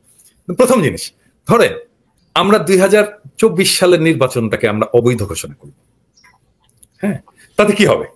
তাতে শেখ হাসিনার সরকারটা দখলদার সরকার হিসেবে ঘোষিত হবে, তাই না? তাহলে কি হবে? অবৈধ ঘোষণা করলে শেখ হাসিনার সরকার দখলদার সরকার হলো, তাহলে আমাদের জুলাই বিপ্লবে আমরা যা যা করেছি, হ্যাঁ, সবকিছু বৈধ হয়ে যায়। এবং আমরা একটা দখলদার বাহিনীর সাথে ফাইট করেছি, তাহলে কি আওয়ামী লীগ বলেন, এই বলেন, কথা কামাল বলেন, ওটা সেটা, এই যে বিএনপির ফজলুর রহমান ইত্যাদি ইত্যাদি যারা, তারা যেটা বলতেছে যে পুলিশ হত্যা, অমুক তমুক নবনীতা বলতেছে না, সবকিছু থেকে আমরা ইমিউন হয়ে যাই। হ্যাঁ, কারণ আমরা দখলদারের সাথে তো ফাইট করবো, তাদেরকে মারবো, ওরা আমাদেরকে মারবে। তাহলে শেখ হাসিনার সরকার একটা দখলদার সরকার এবং শেখ হাসিনার বাহিনী একটা দখলদার বাহিনী হিসেবে আমরা এস্টাবলিশ করে ফেলতে পারি। বিএনপি এটাতে আপত্তি করবে? কখনোই করবে না, তাই না? 2 নাম্বার, সংস্কার প্রশ্নে সংবিধানের এইটা সেটা, অমুক তমুক, ধর্মনিরপেক্ষতা, ওটা সেটা, প্রচুর ছোট ছোট ছোট ছোট ছোট জিনিস। আমি বলছি যে আমি জিয়াউর রহমানের সংবিধান চাই। জিয়াউর রহমান যেটা ক্ষমতায় এসে এনাক্ট করছিলেন, আমি ওই সংবিধান চাই। মানে দেখেন এটাতে আমার চাওয়াটাও হয়ে যায়, কারণ আমি তো প্রেসিডেন্সিয়াল সিস্টেমের পক্ষের লোক। হ্যাঁ, সো আমি যদি প্রেসিডেন্সিয়াল সিস্টেমটাকে এনাক্ট করতে চাই, আবার ফিরে আনতে চাই, তাহলে জিয়াউর রহমানের সংবিধানটাই ফ্যান্টাস্টিক। ওইখানে আছে, জিয়াউর রহমান নিজেও প্রেসিডেন্ট ছিলেন। এটা কি বিএনপি না মানবে? এটা হবে না, বিএনপি এটাও মানবে। তাহলে দেখেন আমরা 2টা খুবই বড় সংস্কার করে ফেলতে পারবো এবং এটা মানায় ফেলতে পারবো। আমার এত মিটিং এরও দরকার নাই, একটা 5 মিনিটের কথা এটা সবাই মেনে ফেলবে। এইরকম আমরা যদি, আমি তো 2টা বললাম, আমরা যদি চিন্তা করে আরো 2টা বের করি এরকম এবং প্রেজেন্ট করতে পারি প্রেজেন্টেবল ওয়েতে, তাহলে দেখবেন আমাদের সংস্কার নিয়ে এত মূলামূলি আর থাকবে না, এটা সিম্পল হয়ে যাবে। দাদা ধরেন আপনি যেগুলো বলছেন এগুলো ধরেন কি বলবো, এটা ধরেন একটা দীর্ঘমেয়াদী একটা প্রক্রিয়া বা একটা ঐক্যমত্য বা এরকম একটা বিষয় এবং খুবই গুরুত্বপূর্ণ। কিন্তু আমি যদি বলি যে ধরেন আওয়ামী লীগের কার্যক্রম নিষিদ্ধ করা 9 মাসে তারা কোনো সিদ্ধান্ত নিতে পারলো না। 9 মাস পরেও এই যে 11 বছর আগে গুম হওয়া সুমনের বাসায় ওয়ারেন্ট যায়, যেই মামলাগুলো 3 মাসের মধ্যে সকল মামলা এবং ওয়ারেন্ট বাতিল হয়ে যাওয়ার কথা, 9 মাস ধরে তারা এখন লম্বা লম্বা সরি বলে যে আমাদের ভুল হয়েছে। এখন পরবর্তী ছাত্রদের পদক্ষেপ কি হওয়া উচিত? আমরা কি সেনাবাহিনী সংস্কারের দিকে যাব? আমরা কি বিচার সংস্কারের দিকে যাব? আমরা কি মিডিয়া সংস্কারের দিকে যাব? অর্থাৎ যা দেখছি যে রাজপথ থেকে দাবি উত্থাপিত না হলে বা একটা মুভমেন্ট তৈরি না হলে কারো কর্ণকুহরে কিছুই ঢুকবে না। তো আমি এই প্রসঙ্গটা নিয়ে আসি। ইলিয়াস, আপনি কি মনে করেন যে সংস্কারের পরবর্তী পদক্ষেপটা কি হওয়া উচিত? আর ছাত্রদেরকেই যদি আমরা বলি যে ছাত্র জনতাকেই রোল প্লে করতে হবে, কারণ আনফরচুনেটলি উপদেষ্টা পরিষদে বিপ্লবের সঙ্গে সংস্পর্শহীন, বিপ্লব বিবর্জিত মানুষরা বসে আওয়ামী লীগের দালালি করছে। কেউ কেউ নিজেদের আখের গোছাচ্ছে, কেউ কেউ বুঝতেই পারছে না যে তাদেরকে কেন সেখানে বসানো হয়েছে। আপনি কি মনে করেন পরবর্তী সংস্কারের পদক্ষেপটা কি হওয়া উচিত? দাদার সাথে আমার এই গত 5-6 দিন আগে যে কোনো একজনের ছাত্র নেতাদের যে কোনো একজনের আমরা 3-ওয়েতে লাইনে ছিলাম। তো তার কাছে যেটা আমরা শুনলাম যে ছাত্ররা আসিফ নজরুলের ব্যাপারে ডক্টর ইউনূসকে জানিয়েছেন যে ডক্টর ইউনূস যেন আসিফ নজরুলের কোনো বক্তব্য ছাত্রদের বক্তব্য মনে না করেন, এটা তাকে নিশ্চিত করে দিয়ে এসেছেন এবং এই ব্যাপারে তাকে সতর্ক করে দিয়ে এসেছেন যে স্যার আসিফ নজরুলকে আমরা মানি না, তিনি আমাদের বিরুদ্ধে কাজ করছেন, এটা বলে এসেছেন। এখন ধরেন আমি 2024 সালের আগস্টের পরপরই আমি আসিফ নজরুলের ব্যাপারে বলেছিলাম, কারণ আমার কাছে যে তথ্য ছিল, যাদের কাছে যা যা ব্যাপারে কথা হতো, তাদের সাথে যেটা পরিষ্কার হয়েছিলাম যে আসিফ নজরুল এখানে আওয়ামী লীগের একটা রিপ্রেজেন্টেটিভ হিসেবে, ভারতের একটা রিপ্রেজেন্টেটিভ হিসেবে প্রথম আলো তাকে এখানে বসিয়েছে। এখন আমরা ধরেন 5 তারিখের আগে কিন্তু সবাই দিশেহারা, কে কি করবে, কি হবে, হাসিনা যে যাবে কি যাবে না, কারোর কোনো প্রস্তুতি ছিল না, থাকার কথাও না। ভারত কিন্তু ঠিকই এই ওয়াকার থেকে শুরু করে সেনাবাহিনীর কয়েকজনকে নিয়ে, আসিফ নজরুলদেরকে নিয়ে দফায় দফায় বৈঠক, কি হবে, কিভাবে কি করা হবে, প্রথম আলো এদেরকে বসানো হয়েছে যে কিভাবে সরকার চলে গেলে কারা কোথায় আসবে। তারা কিন্তু সেভাবে তাদের প্ল্যান ওয়েতেই কিন্তু সেটা করেছেন। এবং তখন যদি আসিফ নজরুলকে নিয়ে যখন আমি কথা বললাম এবং ক্যান্টনমেন্টের ভেতরে এই কনস্পাইরেসি গুলো যখন তুলে ধরলাম, সেটা যদি ছাত্ররা যদি আমার সাথে একই সুরে কথা বলতো, তাহলে কিন্তু আজকের এই পরিস্থিতি তৈরি হতো না। কিন্তু সেই ছাত্ররা কিন্তু বলল, অথচ একজন উপদেষ্টা ছিলেন আসিফ মাহমুদ, তিনি কিন্তু আসিফ নজরুলের পক্ষ নিয়েছিলেন তখন, অথচ তারপরে কিন্তু তারাই কিন্তু সে এবং সাজিস তারাই কিন্তু পরস্পর বিরোধী বক্তব্য দিলেন। হাসনা তো আরেক ধরনের বক্তব্য দিলেন, আরেক ছাত্র নেতা আরেক ধরনের বক্তব্য নিলেন যে আসলে 5 তারিখ কি হয়েছিল, 4 তারিখে কি ঘটেছিল, কিভাবে তারা ক্যান্টনমেন্টে গেলেন, আসিফ নজরুল কিভাবে প্রধান উপদেষ্টা থেকে আইন উপদেষ্টা হলেন, এগুলো নিয়ে তারা পরবর্তীতে অনেক ধরনের আলাপ করেছে। তো যদি সেটা হয়ে থাকে তাহলে আগে কেন করেন নাই, এখন কেন করতে হলো? এখন করাতে যে সমস্যাগুলো হয়েছে, আপনি দেখেন আসিফ নজরুলের যে বক্তব্যটা আপনি একটু আগে চালালেন, দেখেন একজন আওয়ামী লীগ নেতা কিংবা ফখরুলের সাথে এই বক্তব্যের কোনো পার্থক্য আছে? একই রকম। এখন ফখরুল, আওয়ামী লীগের লোকজন এই ভাষায় কথা বলে কেন? দাদা যে কথাটা বললেন যে আমাদেরকে ডক্টর ইউনূস ফোন করার একটা সময় পেল না, আরে ভাই, ফোন করা তো বহু পরের কথা। আজকে 9 মাস হয়েছে, আমরা আমাদের এই যে আমরা 3 জন মানুষ এক জায়গায় হলে এই বক্তব্যটার মানে অনেক জায়গাতেই অনেকের কাছে অনেক মূল্যবান, যে না এই 3 জনে একসাথে হয়ে তারপরে বলেছে এই বিষয়গুলো দেখা, এবং হয়ও অনেক কাজ হয়েছেও আমাদের কথায়। এখন পর্যন্ত কেউ আনুষ্ঠানিকভাবে সরকারের কোন অংশ থেকে বলা হয় নাই যে ইলিয়াস তোমার নামে যে এতগুলো মামলাগুলোর কাগজগুলো দাও। পিনাকি ভট্টাচার্য আপনার নামে কি কি মামলা আছে, আমাদের কনক স্যার আপনার নামে কি সমস্যা আছে আমাদেরকে একটু দেখ বলেছে। আমি জানি না আপনাদের বলেছে কিনা এর মধ্যে, আমাকে এখন পর্যন্ত আমার মামলাটা তো কোর্টে যে রিজলভ হয়েছে তাও আমি করিনি। ওই যে আশিক ছেলেটা ছিল বিএনপির ছাত্র দলের, সেটা তো আপনি আপনার ব্যক্তিগত উদ্যোগ বা অন্য কেউ, আমি কিছুই করিনি। আশিক যেহেতু নিজে এটা মুভ করছে, আমি সাথে সাথে খালাস হয়ে গেছি। আপনার সামনে ওই দিন আমার কাছে কাগজ চেয়েছে একজন, আপনি দেখেছেন আমি কি উত্তর দিয়েছি। আমি বলছি কেন আপনাকে দিব, কেন আমার মামলার কাগজ আপনাকে দিতে হবে কেন? এই রাষ্ট্র করতে হবে, এই রাষ্ট্রকে এটার পদক্ষেপ নিতে হবে। যদি মনে করেন না যাবো না দেশে, সমস্যা কি? তারা যদি মনে করে ইলিয়াস দেশে আসলে তারা আটক করবো, এই জন্য মামলা জিয়ে রাখেন। এই দেশের জনগণ বিচার করবে একদিন। আসিফ নজরুলের কথাবার্তা, ইলিয়াস দেশে গেলে আটক করতে পারবে না, ওইটা তাদের উদ্দেশ্য আমার বলেন, উদ্দেশ্যটা কি আমার বলেন, তাদের উদ্দেশ্য কি? সে পারবে না সেটা অন্য জিনিস। এই যে কালকে হামিদ যে 2 দিন আগে, আমি মনে করি কি ইলিয়াস, যে আমাদের মামলার চাইতে যাদের আসলে কিছু, এই যে হেফাজতের কত লোকের যে মামলা এরকম আছে, আমাকে যে কতজন রিচ করে এর মধ্যে, হ্যাঁ, করতে পারি না সবার জন্য, ওদেরটা করুক আগে। এটা আমি মনে করি যে এই সমস্ত অসহায় মানুষদের জন্য আরেকটা বিষয় আছে কিন্তু, আপনি তো, আমরা তো হেফাজত বলছি বা ইয়ে বলছি, বিএনপি সাধারণ কর্মীরা কি পরিমাণ সাফারার, ভিতরে কতজন আছে এখন?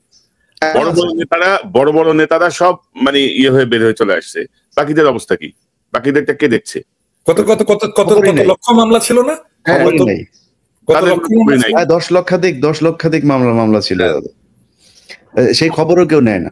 তো আসিফ নজরুলের সেই বক্তব্য আপনি যদি শোনেন তাহলে মনে হবে যে না, আওয়ামী লীগের একজন লোক, উনি খুঁজে পান না।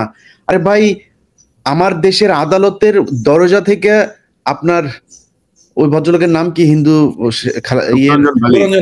শুকরঞ্জন বালি, আমার দেশের আদালতের সামনে থেকে তুলে নিয়ে যায়। আপনি এটা দেশ বিরোধী কর্মকাণ্ড না? মানে দেশ বিরোধী কর্মকাণ্ড আসিফ নজরুল কয়টা চায় আওয়ামী লীগের ব্যাপারে দেখাইতে, উনি খুঁজে পান না। এখন ওনার এই বক্তব্য সমস্যা হচ্ছে ভাই, ওই যে ধরেন ডিজিএফআই টান দেয় আসিফ, ওই যে ওই মেয়ের ভিডিওটা কিন্তু ছেড়ে দিব, আসিফ আবার সোজা হয়। আসিফের কিন্তু খুব মনে চায় আমাদের মতো করেই জনগণের সাথে থাকতে, ওনার যে ভালোবাসা জনগণের কাছ থেকে পেতেন সেটা পাইতে আমার বিশ্বাস, ওনার খুব ইচ্ছে করে এটা পাইতে। ডিজিএফআই কে এটা করে এখন? ইলিয়াস, এটা আমার আসলে জানা দরকার, ডিজিএফআই কে এটা করে? ডিজিএফআই না করলে র করে। ডিজিএফআই তে যদি ডিজিএফআই থেকে তো এখন একটা রিফাইন্ড ডিজিএফআই হয়েছে, এখানে অনেকে এখন ভালো ডিজিএফআই অস্বীকার করে, ডিজিএফআই কিন্তু অস্বীকার করে যে আমরা এই কাজগুলো করি না দাদা, খুব বিনয়ের সাথে বলে যে দাদা আমি কিন্তু এই কাজগুলো একেবারেই করি না। দাদা ওই লেজ আছে না, লেজ মাথা নাড়িয়ে। শুনেন, এই যে আমাদের এখানে সুন্দর চেহারা সুমন ভাই একজন বসে আছেন, ঠিক আছে, এই যে স্মার্ট লোকটা, আপনি সেনাবাহিনীতে ভাই প্রশিক্ষণ প্রাপ্ত হিসাবে, এখন ওনারা আপনার সাথে যদি কোনো কথা বলে, কোনো ডিজিএফআই যেটা করে, হানি ট্র্যাপ বলেন আর যেটা বলেন, আপনারা যদি করে আপনি বুঝতে পারেন, তাহলে তো সেটা গোয়েন্দা হইলো না। গোয়েন্দারা তো সেইটাই করে যেটা আপনি বুঝবেন না, আমি বুঝবো না। আমরা নিজেরাও অনেক সময় গোয়েন্দাদের অনেক তথ্যে বিভ্রান্ত হই।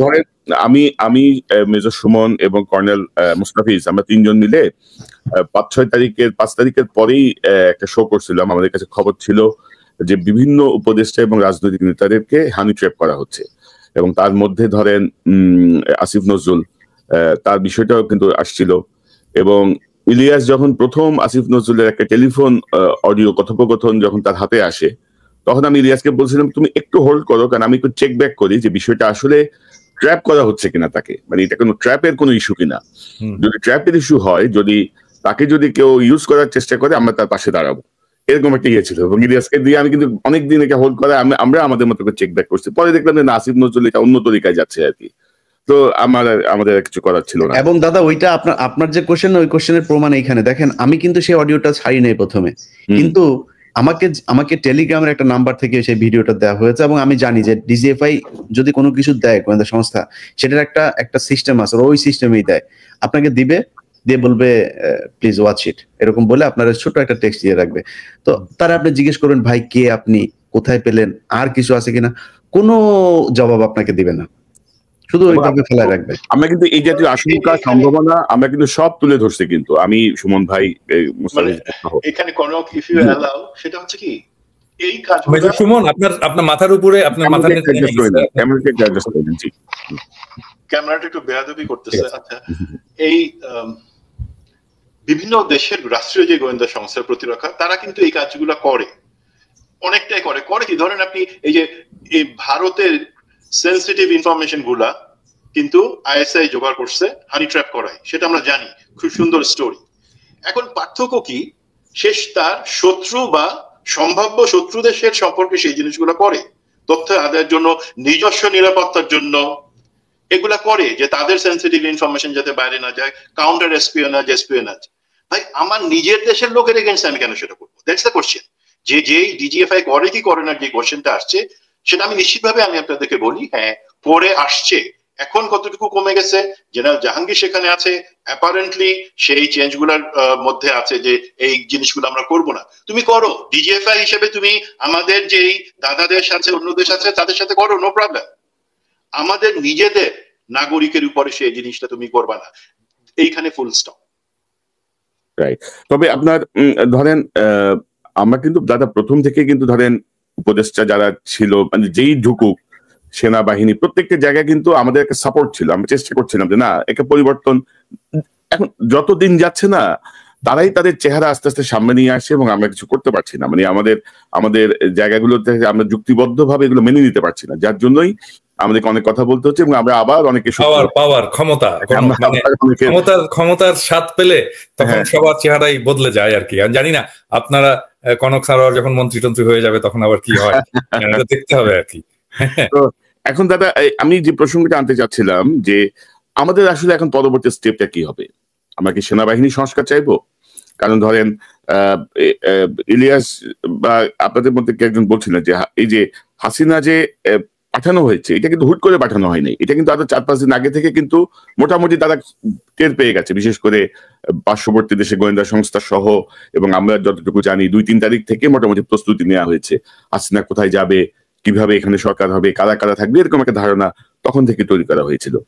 তো মেজর সুমন, আপনি কি মনে করেন ধরেন সেনাবাহিনীতে আমি যেটা দেখছি যে এক খুনি জিয়াউল হাসানের উপর দিয়ে কি পুরো সেনাবাহিনীকে পার করে দেওয়ার চেষ্টা চলছে, মানে একজনের দিয়ে বাকি সব কি মানে সাবস্ক্রাইব করে দেওয়ার চেষ্টা চলছে, বা এই মুহূর্তে কি সংস্কার বা কি হইতে পারে, মানে আওয়ামী লীগ এর কার্যক্রম নিষিদ্ধ এখন পরবর্তী বিষয়টা কি মনে করেন আপনি? সেনাবাহিনীর দিকে কিন্তু মানুষের অনেকের দৃষ্টি, বিশেষ করে ওয়াকার সাহেবের বিভিন্ন সময়ে যে কার্যক্রম, সবকিছু মিলিয়ে আপনার পর্যবেক্ষণটা আপনি কি মনে করেন কি করা উচিত এখন? জি, প্রথম যে জিনিসটা হচ্ছে আমি বাকি, কারণ সেনাবাহিনীর শুধুমাত্র সেনাবাহিনী সংস্কার করে তো কিছু হবে না, তার সাথে আমরা যেটা প্রশাসন, বিচার ব্যবস্থা, আমাদের বিদ্যমান আইনের সংস্কার, যেটা মানে আইন তো আছেই, সেটাকে কিভাবে জুডিশিয়াসলি প্রয়োগ করা যায় সেই জিনিসগুলো সংস্কার, সেটা নিশ্চয়ই আপনারা বলবেন বা সেটা ধরে নেই সেগুলা হবে। তাহলে সেনাবাহিনীর দিক থেকে সংস্কারের আগে যে জিনিসটা আসলে দরকার সেটা হচ্ছে আমরা কি এই 5ই আগস্টের পরে সেনাবাহিনী অথবা সশস্ত্র বাহিনীর কোনো দিক থেকে কোনো বক্তব্য আসছে যে আমরা খুনি স্বৈরাচারী পতিতা হাসিনার এবং তার দল বা প্রশাসনের চাপে পড়ে বাধ্য হয়ে, যেহেতু আমাদেরকে নিয়ম অনুযায়ী সরকার প্রধান বা প্রতিরক্ষা বাহিনীর প্রধানের কথা শুনতে হয়, সেই কারণে আমাদেরকে আমরা এই অন্যায়গুলা হয়েছে যেগুলার জন্য আমরা অনুতপ্ত, এবং সেই জায়গা থেকে আমরা চাই ভবিষ্যতে আমরা যে পথটুকু চলবো সেখানে আমরা জনগণের আস্থা নিতে চাই। তারা সংস্কার কতটুকু করবে তার আগে তারা কি এই তাদের মাইন্ডসেটটা যে স্বীকার করে নেওয়া যে অন্যায় হয়েছে, খারাপ কিছু হয়েছে, যেটা একটা জাতীয় সেনাবাহিনী, সেটা তো শুধু আমি সেনাবাহিনীর সদস্যতা না, আমাদের সবার সেনাবাহিনী, সেই সেনাবাহিনী কি সেই জিনিসটা স্বীকার করেছে, সেটা ইম্পর্টেন্ট। যখন সে এই জায়গাটাতে স্বীকার করবে যে আমরা এই অন্যায় করেছি, এই অন্যায়গুলা আমি করি নাই, বাট আমাদের বাহিনী তার দায়িত্ব এড়াইতে পারে না, তখন কিন্তু সেই সংস্কারগুলো আইডেন্টিফাই করতে পারবে ব্যত্যয়গুলা কোথায় কোথায় হয়েছে, আমাদের কি করবার কথা, তার বাদে আমরা তার বাইরে কি কি জিনিসগুলা করেছি, কেন করেছি, সেটাকে অ্যাভয়েড করার কোনো উপায় আছে কিনা, সেগুলা সে করতে পারবে। প্রথম কথা, রাওয়া যেটা রিটায়ার্ড আর্ম ফোর্সেস অফিসারদের একটা অ্যাসোসিয়েশন, সেখানে কিন্তু একটা আলোচনা হচ্ছে যেখানে মাহমুদ ভাই জয়েন করছিলেন সপ্তাহ 3 আগে। সেখানে যে ব্যাপারটা হচ্ছে সেখানে কিন্তু এই জিনিসটা আসছে হালকা ভাবে, বাট আমি যে জিনিসটা বলতে চাই এবং সেখানকার অফিসারদের গ্রুপের কথাবার্তা গুলা শুনে আমার মনে হয় যে সংস্কারের ব্যাপারে যে সেনাবাহিনীতে সংস্কারটা হওয়া উচিত, আমাদের সার্ভিং রিটায়ার্ড সমস্ত অফিসাররা কিন্তু সেটা বুঝেন। এখন তারা মনে করছেন রাজনৈতিক প্রভাব মুক্ত একটা সশস্ত্র বাহিনী তারা চান বা বলছেন, বাট আমার কথা হলো আমাদেরকে কিন্তু flip side of the coin সেখানেও তাকাতে হবে। আমরা গত 30 বা 40 বছরে কি দেখছি, শুধু রাজনৈতিক প্রভাবমুক্ত সেনাবাহিনীর কথা বললে হবে না, সেনাবাহিনীর প্রভাবমুক্ত রাজনৈতিক পরিবেশ সেটাও কিন্তু আমাদের আলোচনা করতে হবে। তো আমার মনে হয়, কারণ আমরা দেখছি তো সেনাবাহিনী কিভাবে ইন্টারফেয়ার করে বা করেছে, সেনাবাহিনী ইন্টারফেয়ার করতে পারে যখন জাতীয় দুর্যোগ বা সেই ধরনের জায়গাগুলোতে আমরা আসবো, জনগণ চাবে।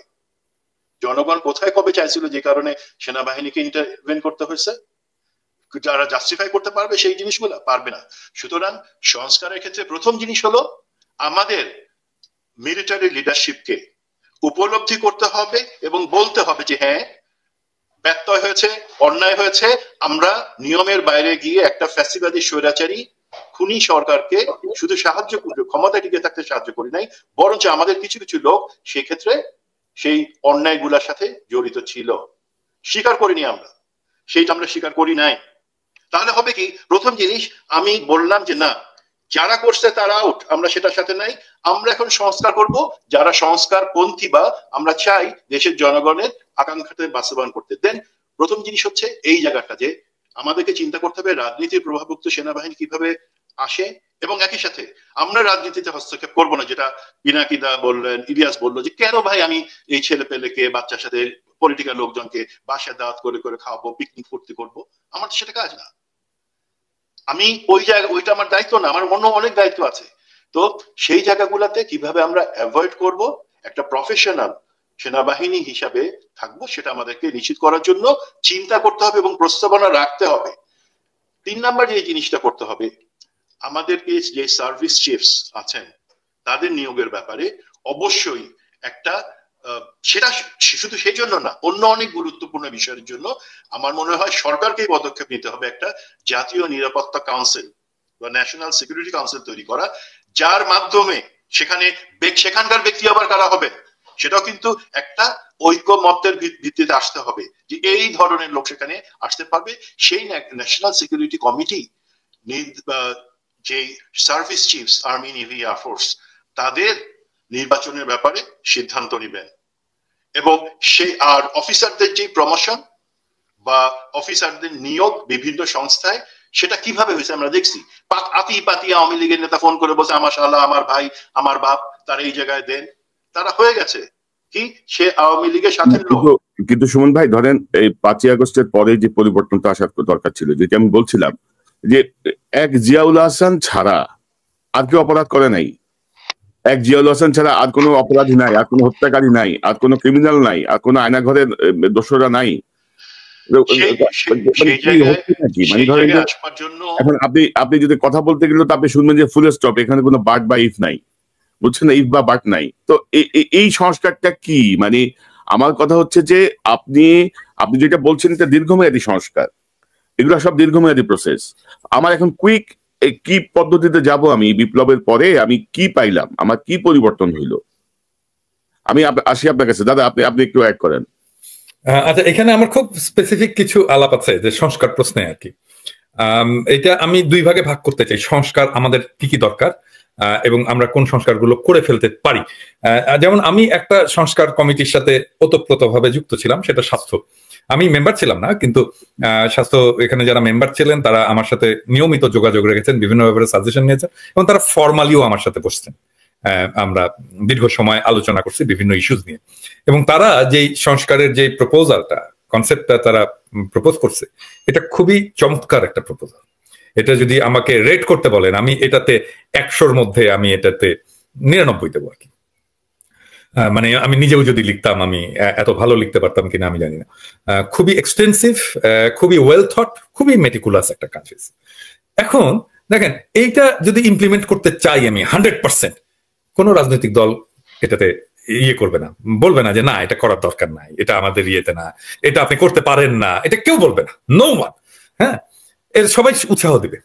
এখন প্রফেসর ইউনূসের যেটা উচিত সেটা হচ্ছে যে উনার এই স্বাস্থ্য বিষয়ক যে এটা ঐক্যমতে যাবে কেন, ঐক্যমতে যাওয়ার তো দরকার নাই, এইটা ইমিডিয়েট ইমপ্লিমেন্ট করা, এবং রাজনৈতিক দলগুলোকে বলা যে দেখেন আপনারা তো এটা পড়েছেন, কোনো যদি মেজর অবজারভেশন থাকে আমাদেরকে দেন, আদারওয়াইজ এটা আমরা ফুললি ইমপ্লিমেন্ট করি। এখন ফুললি ইমপ্লিমেন্ট করার জন্য কি করতে হবে, যারা এটা লিখেছে, এই যে স্বাস্থ্য বিষয়ক যে সংস্কার কমিটির যে কমিশনের যে রিপোর্ট যারা লিখেছে তাদেরকেই দায়িত্ব দেওয়া হোক। হ্যাঁ, তাদেরকেই দায়িত্ব দেওয়া হোক এটা ইমপ্লিমেন্ট করার জন্য, ইমপ্লিমেন্টেশন সেল তৈরি করা হোক, তাদেরকে এক্সিকিউটিভ পাওয়ার দেওয়া হোক, এবং দেখবেন যে এই লোকগুলো খুবই ভালো লোক, আমি চিনি, সবাইকেই চিনি, খুবই ঘনিষ্ঠ মানুষ, খুবই দক্ষ মানুষ, এরা পুরোটা ইমপ্লিমেন্ট করে দিতে পারবে কয়েক মাসের মধ্যে। তাহলে এই রকম যেই সমস্ত সংস্কারের ইস্যুস গুলো আছে, সেই ইস্যুস গুলো আমরা কি কি একেবারে ঐক্যমতের ভিত্তিতে, এটার জন্য আমার কোনো মিটিং করার দরকার নেই, ঐক্যমতের ভিত্তিতে আমি ইমপ্লিমেন্ট করে দিতে পারি, এবং দেশের একটা র্যাডিক্যাল চেঞ্জ হবে। এবং স্বাস্থ্য বিষয়ক সংস্কার কমিটির যদি প্রপোজাল গুলো 100% ইমপ্লিমেন্ট, 100% লাগবে না, 70% যদি ইমপ্লিমেন্ট করা যায়, বাংলাদেশের হেলথ সেক্টর কমপ্লিটলি চেঞ্জ হয়ে যাবে, কমপ্লিটলি চেঞ্জ হয়ে যাবে, আমি গ্যারান্টি দিতে পারি। তো এইরকম ইয়েগুলো করে ফেলতে হবে।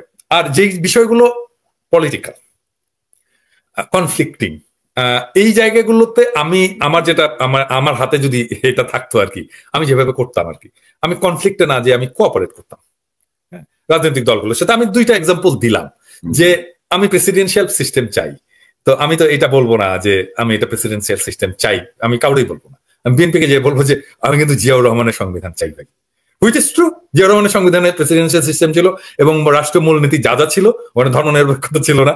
হ্যাঁ, রাষ্ট্রীয় মূলনীতি যা যা ছিল আমরা যা যা চাই ওখানে ওইটার মধ্যে আছে। হ্যাঁ, এবং ওইটা করলে কি হবে দেখেন, ওইটা করলে আওয়ামী লীগ এমনিতেই নিষিদ্ধ হয়ে যায়।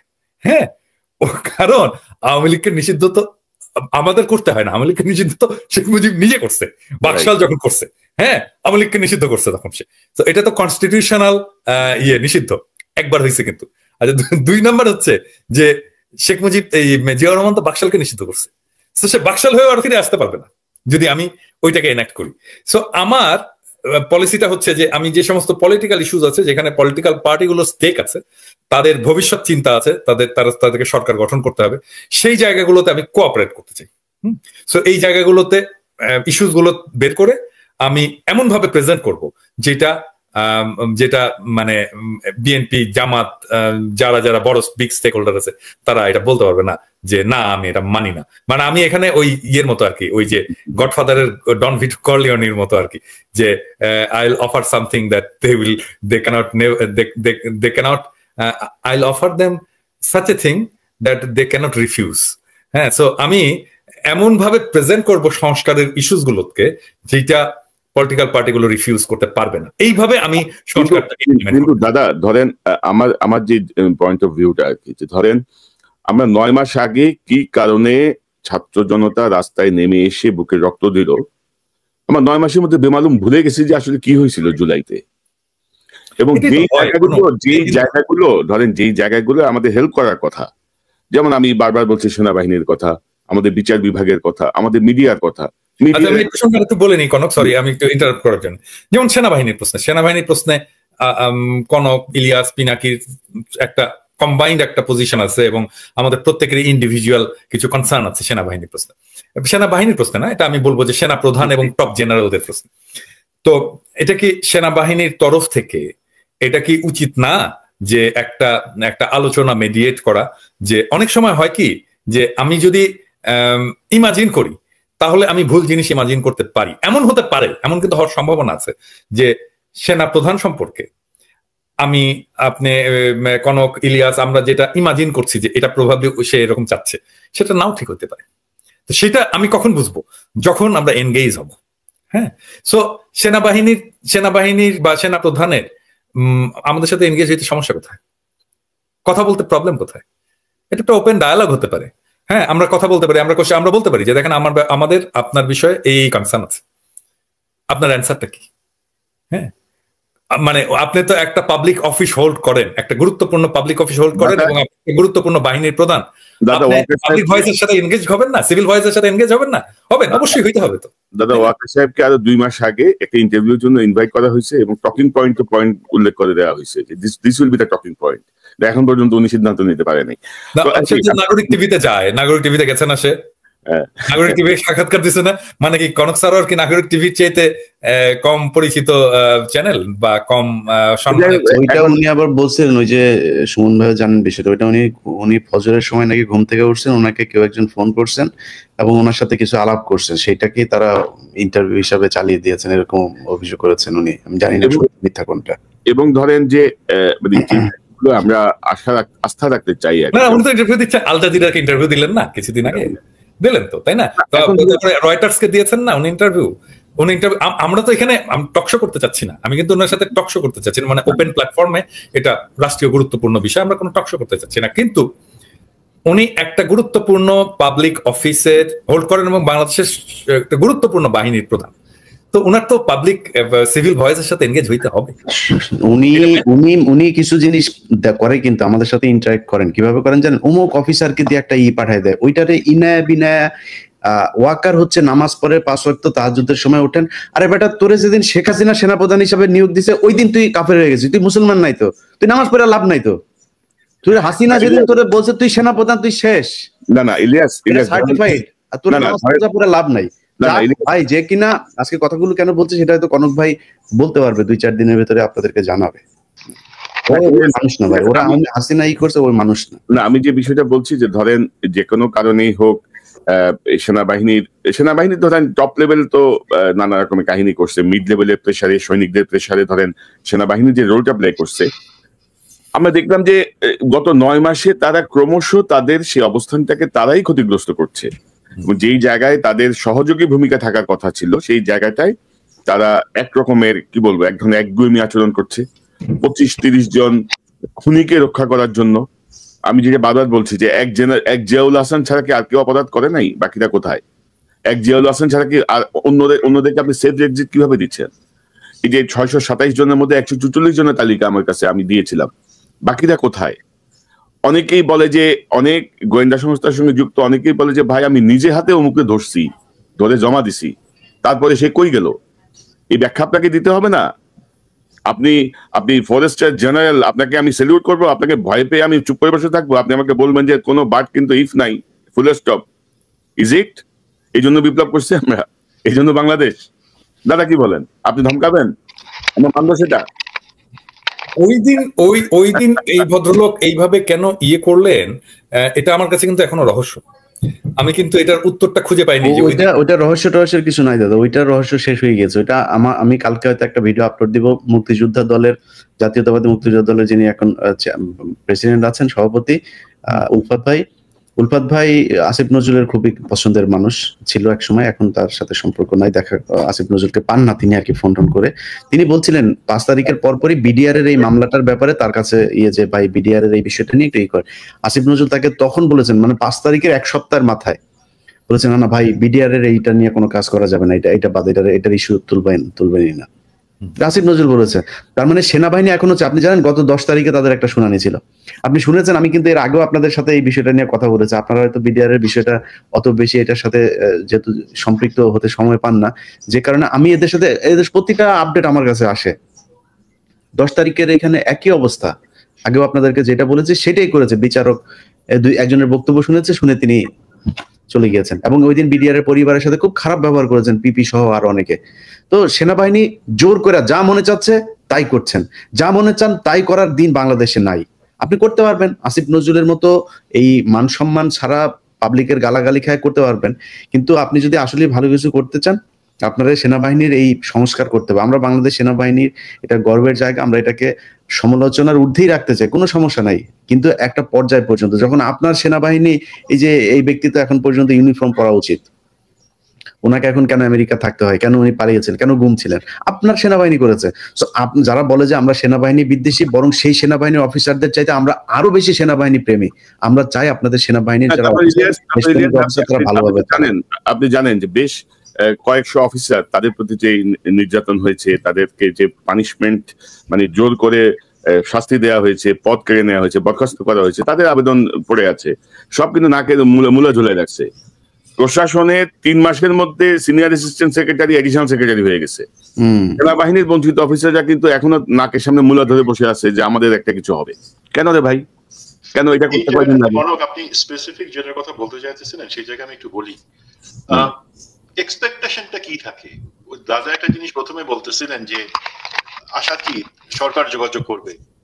এখন এই যেই অফিসার যারা হাসিনার সময় নির্যাতিত, চাকরি থেকে বহিষ্কার করা হয়েছে, বিডিআর হত্যাকাণ্ডের প্রতিবাদ করার কারণে যাদেরকে সেখানে লজ্জাজনক ভাবে চাকরি থেকে বের করে দেওয়া হয়েছে, যারা সরকারি পরিবর্তন আনতে চাইছে, গুম খুনের প্রতিবাদ করছে, তারা কি খারাপ লোক? মানে আমি যদি মনে করি যে এখন 5ই আগস্ট বিপ্লব পরবর্তী যেই লিডারশিপ আছে, সেটা সরকার, সেনাবাহিনী, বিভিন্ন বাহিনী সবকিছু সহ, তারা কি মনে করে?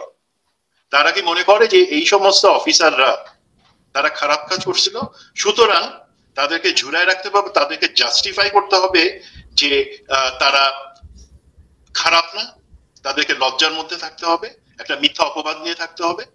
এখন এই জায়গাটাতে যেই প্যাথেটিক জিনিসটা হচ্ছে সেটা হচ্ছে তাদেরকে ডেকে ডেকে কমিটিতে হাজির হয়ে জাস্টিফাই করতে হয়েছে যে হ্যাঁ তারা এই জিনিস করছে, এই পরিস্থিতিতে হয়েছে জিনিসটা। কেন ভাই, যারা এখনকার মিলিটারি টপ লিডারশিপ আছেন তারা কি সেই সময়টাকে প্লুটো গ্রহতে ছিলেন যে তারা জানেন না যে তাদের সাথে কি অন্যায় হয়েছে? তাদেরকে বরঞ্চ লিডারশিপে নিজে থেকে অ্যাপ্রোচ করার কথা যে ভাই আমরা জানি কি অন্যায় হয়েছে, তোমরা বলো যে তোমাদেরকে আমরা অ্যাটলিস্ট প্রথম কথা আমরা ক্ষমা চাচ্ছি, আমরা নিজেরা এটা করি নাই, আর কেউ করছিল, পতিতা হাসিনা এবং তার লোকজন, বাট আমরা ক্ষমা চাচ্ছি। সেই স্পিরিটটা তো নাই। প্রথম কথা সেই স্পিরিট, সেখানে জিনিস টানতে হবে। দেন আপনি ইমিডিয়েট কিছু জিনিসের কথা বলতেছিলেন যে আমরা নিয়ার টার্ম কি কি জিনিসের সেনাবাহিনী টানতে পারি।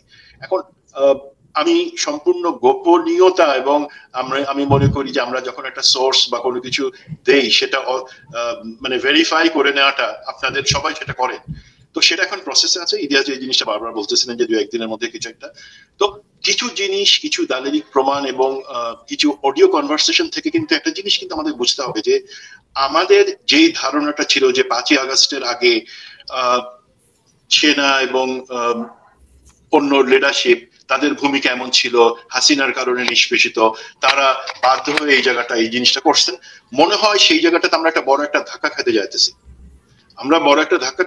এবং এটা অ্যাকচুয়ালি যদিও এখন সেটা আমাদের ভেটিং এর প্রসেসে আছে, সেখানে কিন্তু আমরা দেখতে পাই যে এই হাসিনার সহকারী হিসেবে তারা কাজ করছিলেন তাদের অনেকে টপ লিডারশিপ। সুতরাং এই টপ লিডারশিপ তারা নিজে থেকে এই সংস্কারগুলো করবে সেটা আশা করা খুবই খুবই দুরূহ একটা জিনিস। বরঞ্চ আমাদের সামনে একটাই আছে, নিয়ার টার্ম একটাই, আমাদেরকে চাপটা অব্যাহত রাখতে হবে যে সত্যগুলো প্রকাশ করো এবং সেই অনুযায়ী তোমাদের প্রত্যেকটা বাহিনীতে যে যে সংস্কার আনবার দরকার সেই ধরনের সংস্কারগুলো তোমরা করো। সশস্ত্র বাহিনী সংস্কার আপনি বুঝবো না, তারা নিজে থেকেই তারা বলুক, প্রপোজাল রাখুক, বাট একই জিনিস তাদেরকে সেই রাজনৈতিক সরকার অথবা বর্তমান যেই একটা অ্যাডমিনিস্ট্রেশন আছে, ইন্টারিম গভর্নমেন্ট, তাদের সাথে আলাপ করে করতে হবে। আমি কোনো আলাদা কোনো কিছু না, বা আমি কোনো সুপারম্যান না, আমি একটা স্ট্রাকচারের মধ্যে। তাদেরকে বলতে হবে হ্যাঁ আমাদের এই সমস্যা হয়েছিল, যাদের কথা বলতেছেন 20-25 জন, আমি তো বলি 15 জন ম্যাক্সিমাম যারা এই ধরনের পারপেট্রেটর ছিল, তাদেরকে সত্যিকার সদিচ্ছা নিয়ে তাদের বিচারটা করো। তাদের অনুপস্থিতি বিচার করা সম্ভব, বাট সেটা করতে হবে, ঝুলে রাখা যাবে না। সেই জিনিসগুলো করে আমাদেরকে সুমন ভাই, মূল জায়গাটা হচ্ছে যে আপনি 20-25 জন করাপ্টেড হাসিনার দাস, হাসিনার 5টা কর্মকর্তা, তার বুকের উপরে 4টা মেডেল থাকুক আর 10টা স্টার থাকুক, কিচ্ছু যায় আসে না।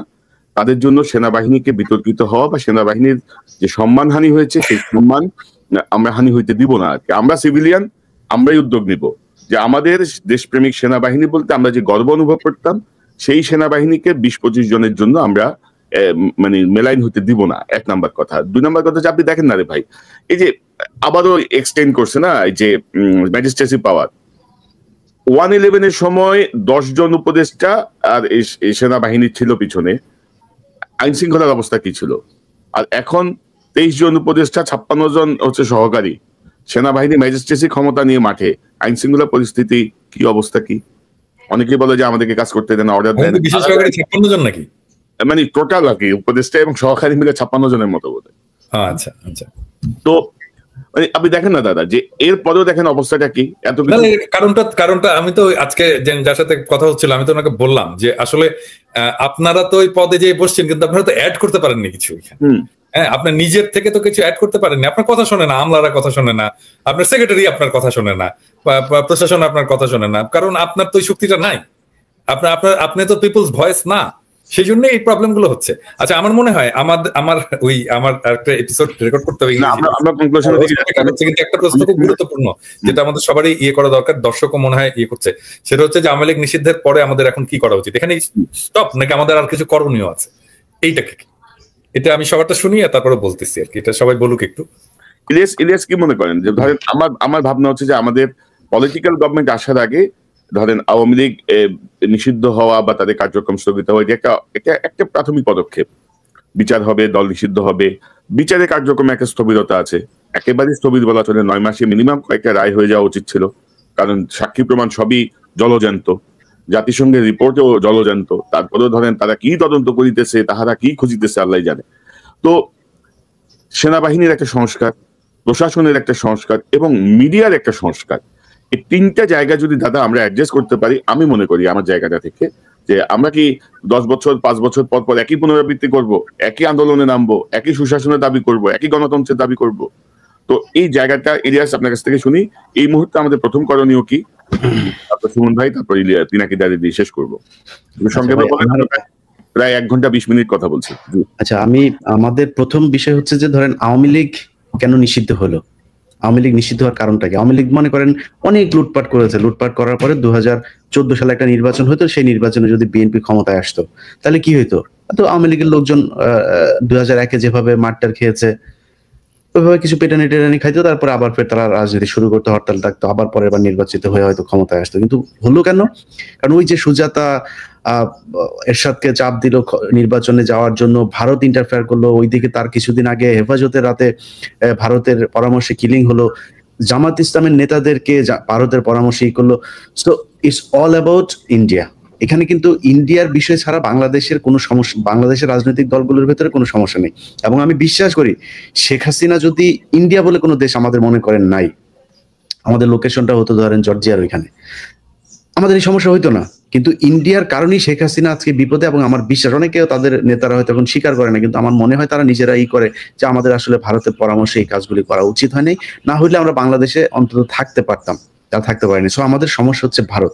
সেই ভারতের প্রোডাক্ট গুলো এখন পর্যন্ত কোথায় কোথায় কারা কারা আছে আমরা সেটা ফাইন্ড আউট করেছি, কিন্তু তাদেরকে এখনো সরানো যায় না। যেমন ধরেন সন্তোষ শর্মাকে নিয়ে এখনো পর্যন্ত জামাত ইসলামের মতো দল তারা মিটিং করে। প্রথম আলো ডেইলি স্টারের ব্যাপারে আমার মনে হয় না যে বাংলাদেশের কারো দ্বিমত আছে যেটা করা। এখন অনেক মানুষ আছে ধরেন ধাপ করে বলে ফেলে পিনাকি হইল গিয়া জামাতের আমির, আমরা নাকি জামাতের নাকি আমির, হ্যাঁ এরা বিএনপির বিরোধী। আরে ভাই বিএনপির মনে করেন ফখরুল ইসলাম তো আমার গালি দেয় না, ফখরুল ইসলাম আমার এটার জবাবও দেয় না। গালি কে দেন? আপনি দেন। যেই ব্যক্তি ওই ফরিদপুরের ভাঙ্গা উপজেলার এক ব্যক্তি এসে আমার গালি দিচ্ছেন, পিনাকিরে গালি দিচ্ছেন, ভাই আমি আর পিনাকি আপনার জন্য যা করি সেটা আপনার মহাসচিব করে না। আপনার দলের আপনি জানেন যে এই গত 15 বছরের হিসাব যদি করা হয়, টুকুর আত্মীয়তা করে টুকু গিয়া শেখ পরিবারের ভেতরে, আমানুল্লাহ আমানের মতো লোক শেখ পরিবারের ভেতরে আত্মীয়তা করে। এই 15 বছরের ভেতরে এই ঘটনা, এবং খুব খুব হট সময় যেটা বাংলাদেশে, ওই সময়ে এগুলো হয়েছে। আপনাদের দলের নেতারা আপনাদের যে কর্মী, সেই কর্মীর কথা যদি চিন্তা করতো তাহলে তো আপনাদের এখন পর্যন্ত যারা জেলে আছেন তাদেরকে জেলে থাকতে হইতো না। সো তাদের কিন্তু সামনেও মনে করেন শেখ হাসিনা আবার চলে আসলো, হাইপোথেটিক্যালি চিন্তা করলাম, আপনার মনে হয় যে এদের খুব সমস্যা হবে? আসিফ নজরুল হয়তো চলে যাবে দেশের বাইরে কয়দিন, আসিফ নজরুল দেশে ধরেন পরবর্তীতে একটা তার মানে পরের একটা সরকার যদি আসে তার কোনো চেয়ার থাকবে না, কিছু থাকবে না, সে বিদেশ গেলে তার সমস্যা কি? সে আওয়ামী লীগের সাথে আঘাত করে তারপরে সে চলে গেল। বিএনপির অনেকের আছে যারা ব্যবসা করেছে আওয়ামী লীগের সময়, এবং ব্যবসা খুব রমরমা ব্যবসা চলেছে, তাদের তো কোনো সমস্যা নেই। অতএব আমার মনে হয় সেই জায়গাগুলোকে হাত দেওয়া খুব, ছাত্ররা যারা আছেন ছাত্রদের প্রতি বিশেষ করে ভাই দেখেন, আপনাদের প্রতি আমাদের ক্ষোভ থাকতে পারে, আপনাদের প্রতি আমাদের অভিযোগ থাকতে পারে। আপনারা আমি অন্তত আমি যতদিন বেঁচে থাকবো এই 5 তারিখে এই ছাত্রদের উছিলায় আমাদের জীবনের অনেক কিছু সহজ হয়ে গিয়েছে। সো ওইটুকু আপনাদের প্রতি আমাদের সহানুভূতি আমি অন্তত রাখতে চাই। আপনারা যদি প্রথম আলো, ডেইলি স্টার, সন্তোষ, ইন্ডিয়া, আওয়ামী লীগ এদের কাছাকাছি না যান, এর বাইরে ভাই যা মনে চায় করেন, আপনাদের প্রতি ভালোবাসা থাকবে, ওইটা অন্তত করেন না। এবং বাংলাদেশের মানুষ যে আপনাদের পেছনে এখনো আছে কিছু জায়গায়, সেটা আপনারা টের পেয়েছেন 2 দিন আগে আওয়ামী লীগ নিষিদ্ধের। এর মাঝখানে অনেক কিছু করেছেন আপনারা, মানুষ কিন্তু আপনাদের পেছনে যায় নাই, বরং এক জায়গায় গিয়েছেন আপনাদেরকে ধরে পিটিয়েছে। এই এনসিপি গিয়ে তো মার খেয়েছে, এই হাসনাত গিয়েও মার খেয়েছে, কিন্তু কালকে আপনার পেছনে এসেছে। কেন এসেছে? কারণ আপনি এমন একটা দাবি নিয়ে এসেছেন যে দাবিটা বাংলাদেশের মানুষের দাবি। আপনি যদি ক্যাটাগরিক্যালি বলেন যে ইলিয়াস, ছাত্র জনতার এখন পরবর্তী সংস্কারের জন্য কি পদক্ষেপটা নেওয়া উচিত, 1, 2, 3 আপনি যদি বলেন। ভাই প্রথম পদক্ষেপ হচ্ছে এই, কালকে যদি আপনি দেখেন, আমি জানি না এখনো পর্যন্ত আছে কিনা, আমাকে কিছু ভিডিও পাঠিয়েছে, এখনো জুলাই আন্দোলনে যারা আহত হয়েছিলেন সেই আহত মানুষগুলো শাহবাগে বসে আছে। আমার 2-3টা ছেলের বক্তব্য দিয়েছে, একটা ছেলের হাতে এইখানে হাত একদম চিকুন হয়ে গিয়েছে, এই তার হয়তো বা ভেন্টেন যা আছে এগুলো আমি জানি না, লিগামেন্ট টিগামেন্ট এগুলোর কোনো কি হচ্ছে তার হাতে ডাক্তার বলতে পারবে। তার বক্তব্য অনুযায়ী যে আমার এই হাতটা দিন দিন হয়ে যাচ্ছে, শুকিয়ে যাচ্ছে, আমার দ্রুত চিকিৎসার দরকার। তার কাছ থেকে এই কাগজ ওই কাগজ সেই কাগজ বিদেশে পাঠানোর জন্য তারা পাঠানো হচ্ছে না। আপনাদের এই জুলাইটাকে আপহোল্ড করতে হবে, এইটা আপনাদের পুঁজি, এইটাকে নিয়ে যাইতে হবে। এবং আমি মনে করি জুলাই আমাদের অস্তিত্ব, এইটাই আদর্শ ধরে আমরা আমাদের বাংলাদেশ চালাবো, যতদিন এই বাংলাদেশ টিকে থাকবে ততদিন। এটা হচ্ছে 1 নাম্বার, জুলাইকে ধরে রাখা। 2 নাম্বার হচ্ছে ভাই, আমি একজন সংবাদকর্মী হিসাবে সবচাইতে কষ্ট লাগে আমার দেশের গণমাধ্যম এখনো পর্যন্ত, আপনি যদি এই 2 দিন আগের নিউজ দেখেন, বাংলা ট্রিবিউন নিউজ করে শাহবাগ দখল করে আপনার আন্দোলন, জনভোগান্তি চরমে, এটা বাংলা ট্রিবিউনের নিউজ। আপনি কোনোদিন গণজাগরণ মঞ্চ যখন সেখানে যৌন জাগরণ হয়েছে তখন আপনি কোনোদিন এরকম নিউজ করেছিলেন কিনা? তখন তো খিচুড়ি পানি টানি এগুলোর ভাগিদার ছিলেন আপনারা, নিউজ হয় নাই। তো এই নিউজগুলো কারা করছে? গণমাধ্যমের একটা করা খুব জরুরি। এইটা যদি আপনি ঠিক করতে না পারেন, এমন এমন জায়গায় আপনাকে ধাক্কা দিবে, আপনি কুলাইতে পারবেন না। এই কয়দিনের ভেতরে আপনাদেরকে নিয়ে যেসব নিউজ হয়েছে, আপনি চিন্তা করেন ওই ধরনের অপরাধ, তার চেয়ে বড় অপরাধ এই দেশে অনেকে করেছে, সেটা নিয়ে কোনো কথা নাই, কিন্তু আপনাদেরকে নিয়ে করা হচ্ছে। এর কারণ কি? এর কারণ হচ্ছে গণমাধ্যমকে আপনারা এখন পর্যন্ত রিফর্ম করতে পারেন নাই। সো এটা করা খুব জরুরি। আর আমি জানি না সেনাবাহিনীর এটা করা কি সম্ভব কিনা আদৌ ছাত্রদের পক্ষে, যেহেতু ওনারা তো সুপিরিয়র একটা শ্রেণী, ওনাদের ব্যাপার নিয়ে আমরা কথা বলার সেই রাখি কিনা সেটাও আমরা জানি না। আরেকটা হচ্ছে গিয়ে পুলিশ প্রশাসন। এই পুলিশ প্রশাসনের ভেতরে এখনো পর্যন্ত আমরা বহুদিন ধরে কথা বলছি, এনায়েত এই মাসুদ করিম এখনো পর্যন্ত সিটিটিসি এখনো বসায় রাখা হয়েছে তাকে। এই যে ব্যক্তি আব্দুল হামিদ আপনার কয়দিন আগে পালিয়ে গেল, তাকে বের করে দেওয়া হলো। সেই ব্যক্তির নাকি আপন, এই বর্তমান আইজিপির নাকি আপন ফুপা হচ্ছে কি আব্দুল হামিদ, আপন ফুপা। আমি এই টক শোতে আসার কিছুক্ষণ আগে আমাকে গুরুত্বপূর্ণ একটা জায়গা থেকে জানিয়েছে। এবং এই আইজিপি নাকি সবকিছু তত্ত্বাবধান করেছে। এসবি প্রধান নাকি আইজিপি কে জানিয়েছেন, আইজিপি তাকে বলেছে যে ওকে এটার কোথাও জানানোর দরকার নেই, চলে যেতে, বয়স হয়েছে, চলে যেতে দাও, এই কথা বলে। যদি হয়ে থাকে তার ব্যবস্থা নেওয়া দরকার। সো এই ধরনের এসবি চিফের সাথে আমার ঘন্টা দুয়েক আগে কথা হয়েছে এসবি চিফের সাথে। ওই দিনের ঘটনা উনি পুরোটা ব্যাখ্যা করছেন। হ্যাঁ, তো এরকম কিছু হয়নি। আচ্ছা, যাই হোক। তো যদি পুলিশের ভেতরে যারা আছেন এরকম, যদি নাকি পুলিশ যারা আওয়ামী লীগের সুবিধাভোগী ছিলেন তাদের বিরুদ্ধে ব্যবস্থা নেওয়া দরকার। এবং এখনো পর্যন্ত অনেক পুলিশ আছে এরকম যাদেরকে পদে বসিয়ে রাখা হয়েছে। এত পুলিশ আসলে জনগণের পক্ষে ছিল না। আমার মনে হয় খুব দ্রুত এই ছাত্র আন্দোলন 2018 থেকে এই পর্যন্ত ছাত্র আন্দোলনে যাদের চাকরি হয় নাই, শুধুমাত্র আওয়ামী বিরোধী আন্দোলন করার কারণে যারা জেল খেটেছে, মামলা থাকার কারণে যার ক্লিয়ারেন্স দেওয়া হয় না এবং যাদেরকে চাকরি দেওয়া হয়নি, তাদেরকে খুব দ্রুত এসপি পদে আপনার বিসিএস করে তারপরে অন্য কোনো ক্যাটাগরিতেও তাদেরকে এখানে দেওয়া যেতে পারে। সাব ইন্সপেক্টর পদে তাদের করা যেতে পারে, কনস্টেবল পদে। অসংখ্য আন্দোলনকারী আহত পরিবারগুলো আছে, তাদের পরিবারের সদস্যদেরকে দেওয়া যেতে পারে। আমার মনে হয় তারা কখনোই বাংলাদেশের সাথে বিট্রে করবে না। তো এই জায়গাগুলো করা দরকার। আর সবশেষ আমি গণমাধ্যমের কিছু লাফাঙ্গার আছেন তাদেরকে বলতে চাই, ভাই সময়টা আপনাদের জন্য এত সুবিধাজনক হবে না। যারা এখনো মনে করছেন যে আপনারা চিপা চাপা দিয়ে তারপরে বেঁচে যাবেন, আপনাদের পেছনে লেগে আছি আমরা। অতএব এখানে বসে থাকা যাবে না। এখানে যদি বসে থাকতে হয় তওবা করে তারপরে আসতে হবে। না, অবশ্যই। এবং ইলিয়াস যে কথাটা বললেন অত্যন্ত গুরুত্বপূর্ণ। দাদা, গত 16 বছরে এনএসআই রিপোর্টের মাধ্যমে পুলিশে নিয়োগের আগে যাদেরকে বাদ দেওয়া হয়েছে, যে তার বাবা বিএনপি করে, তার চাচা জামাত করে, তার শ্বশুরের ভাই বিএনপি করে, এই জাতীয় লোকগুলোকেও যদি নিয়োগ দেওয়া হতো 9 মাসে তারা এখন বের হয়ে যেতেন প্রশিক্ষণ নিয়ে। যারা প্রাথমিক বাছাইয়ের পরে টিকে ফাইনাল রিপোর্টের কারণে, গোয়েন্দা সংস্থার রিপোর্টের কারণে বাতিল হয়ে গেছেন, সেই জায়গাগুলোর কথা বলছি।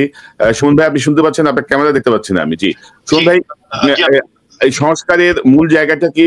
আমরা ধরেন সংস্কারের যে কথাটা বলছি, আপনি জানেন যে এটা কি বাতিল হয়েছে নাকি? ধরেন তো, মানে মাগনা চিকিৎসা নিতে ভারতের সামরিক হাসপাতালে বাংলাদেশ সশস্ত্র বাহিনীর সদস্যদের চিঠি যে চিকিৎসা নেওয়া হয়েছিল, এটা যাচ্ছে আর কি, এটা এখনো বাতিল হয় না। এটা বাতিল।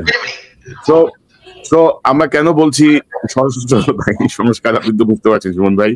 এত কিছুর পরে তারা যদি এই মাগনা চিকিৎসা যদি ভারতের কাছ থেকে নিতে চিঠি দেয়, আপনি কিভাবে দেখেন এটা? আপনার কাছ থেকে একটু শুনি বা সংস্কার কি মনে করেন? 1, 2, 3 কি করণীয়?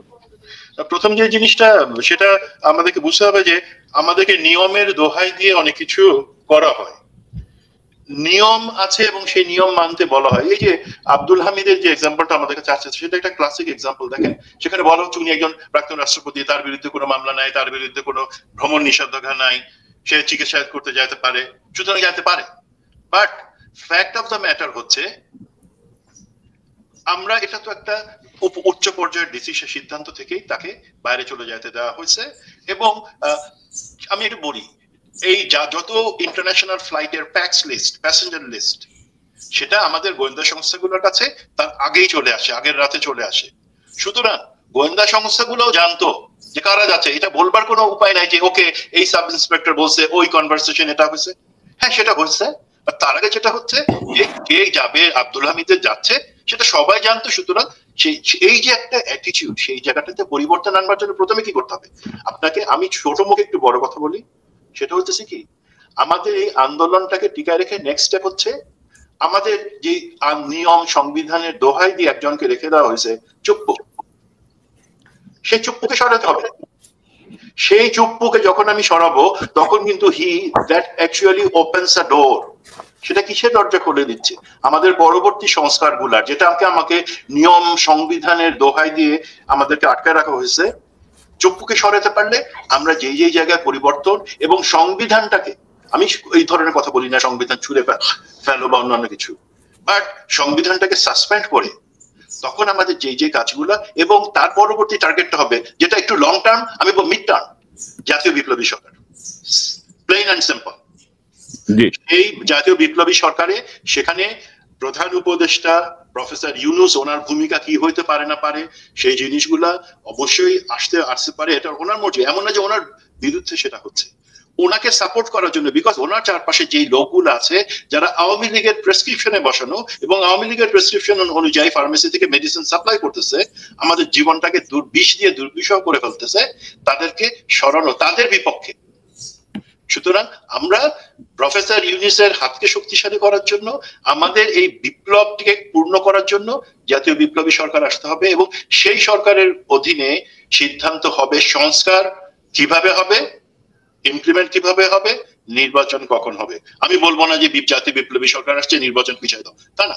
আমাদেরকে একই সাথে কিছু জিনিস খেয়াল রাখতে হবে, যে আমরা যদি মানে চাপটা অব্যাহত রাখি, সেই ক্ষেত্রে আবার সুবিধাভোগী কিছু লোক যাতে না ঢুকে যায়। প্রথম কথা, আমাদের গত হাসিনা আমলে যারা বিভিন্ন বাহিনী প্রধান হয়েছেন, ওনাদের অনেকের অনেক ভালো গুণাবলী থাকতে পারে, তারা কোনো কিছুতে তাদেরকে পুনর্বাসন হবে না। Very simple. কারণ আমরা জানি তাদের সুযোগ ছিল, তারপরও তারা সে আনুগত্য, আপনারা কার আনুগত্য নিচ্ছেন? ভারতের আনুগত্য অ্যাকচুয়ালি নিচ্ছেন। কার বিরুদ্ধে কাজ করছেন? দেশের জনগণের বিরুদ্ধে কাজ করছেন। তো তাদেরকে পুনর্বাসন যে আমাদের পরবর্তী জাতীয় বিপ্লবী সরকার বা যাই কিছু হোক না কেন, সেখানে অবশ্যই করা যাবে না। আর আমি আরেকটা জিনিস বলি, এই আমরা যখন এই পরিবর্তনগুলোর কথা বলতেছি, আমরা যে বড় সংস্কার পরবর্তী পদক্ষেপ ছাত্ররা বা যারাই নিক না কেন, আমাদের কিন্তু বড় একটা অন্তরে থেকে যাবে যে আমাদের পার্শ্ববর্তী ভারত সেটা যাবে না। আর রিসেন্টলি আরো যাবে না। তার কি হয়েছে? সে এত জোরে থাপ্পড় খাইছে, মানে ওই যে গোমূত্র খাওয়া আর গো মাংস খাওয়ার মধ্যে যে পার্থক্য হয়, সেটা একটা ডিসিশন হয়ে গেছে যে গোমাংস খাওয়ার উপকার কি আর গোমূত্র খাওয়ার অপকার কি। এখন এই গোমূত্র মুখ থেকে ফেলে তারা কিন্তু একটা থার্ড ফ্রন্ট ক্রিয়েট করার চেষ্টা করবে। তাদের কারণ এক নম্বর হচ্ছে তাদেরকে লজ্জা ঢাকবার জন্য তারা মনে করবে যে ঠিক আছে আমরা তো অত শক্তিশালী না, কোনো না কোনো কারণে আমাদেরকে যে পুশিং শুরু হয়েছে, কিন্তু সেখানে আমাদেরকে সতর্ক থাকতে হবে। আমাদের অনেক তথাকথিত মিডিয়া হয়তো সেখানে কোনো কিছুর একটা খুঁট পাকানোর ক্ষেত্রে ভারতের সহযোগী হতে পারে। প্লিজ তাদের কথা শুনে তাদের পাতে পা দিবেন না। এবং একই সাথে আমাদেরকে খেয়াল রাখতে হবে যে এই চেঞ্জ গুলা যেটা অ্যাকচুয়ালি হাসিনা বা ভারতের স্বার্থের বিপরীতে যায়, যেগুলো আমি বললাম, সেগুলো তারা প্রতিহত করবার জন্য এবং একই সাথে তাদের যেই রাস্তায় ধুলার মধ্যে পড়ে গেছে সেখান থেকে একটু উঠবার জন্য তারা আমাদের সাথে কিছু একটা করার চেষ্টা করবে। সেখানেও একই সাথে আমরা সবকিছুর দিকে আগাবো, বাট আমার পাশটাকে, ভ্যানটাকে গার্ড রাখবো।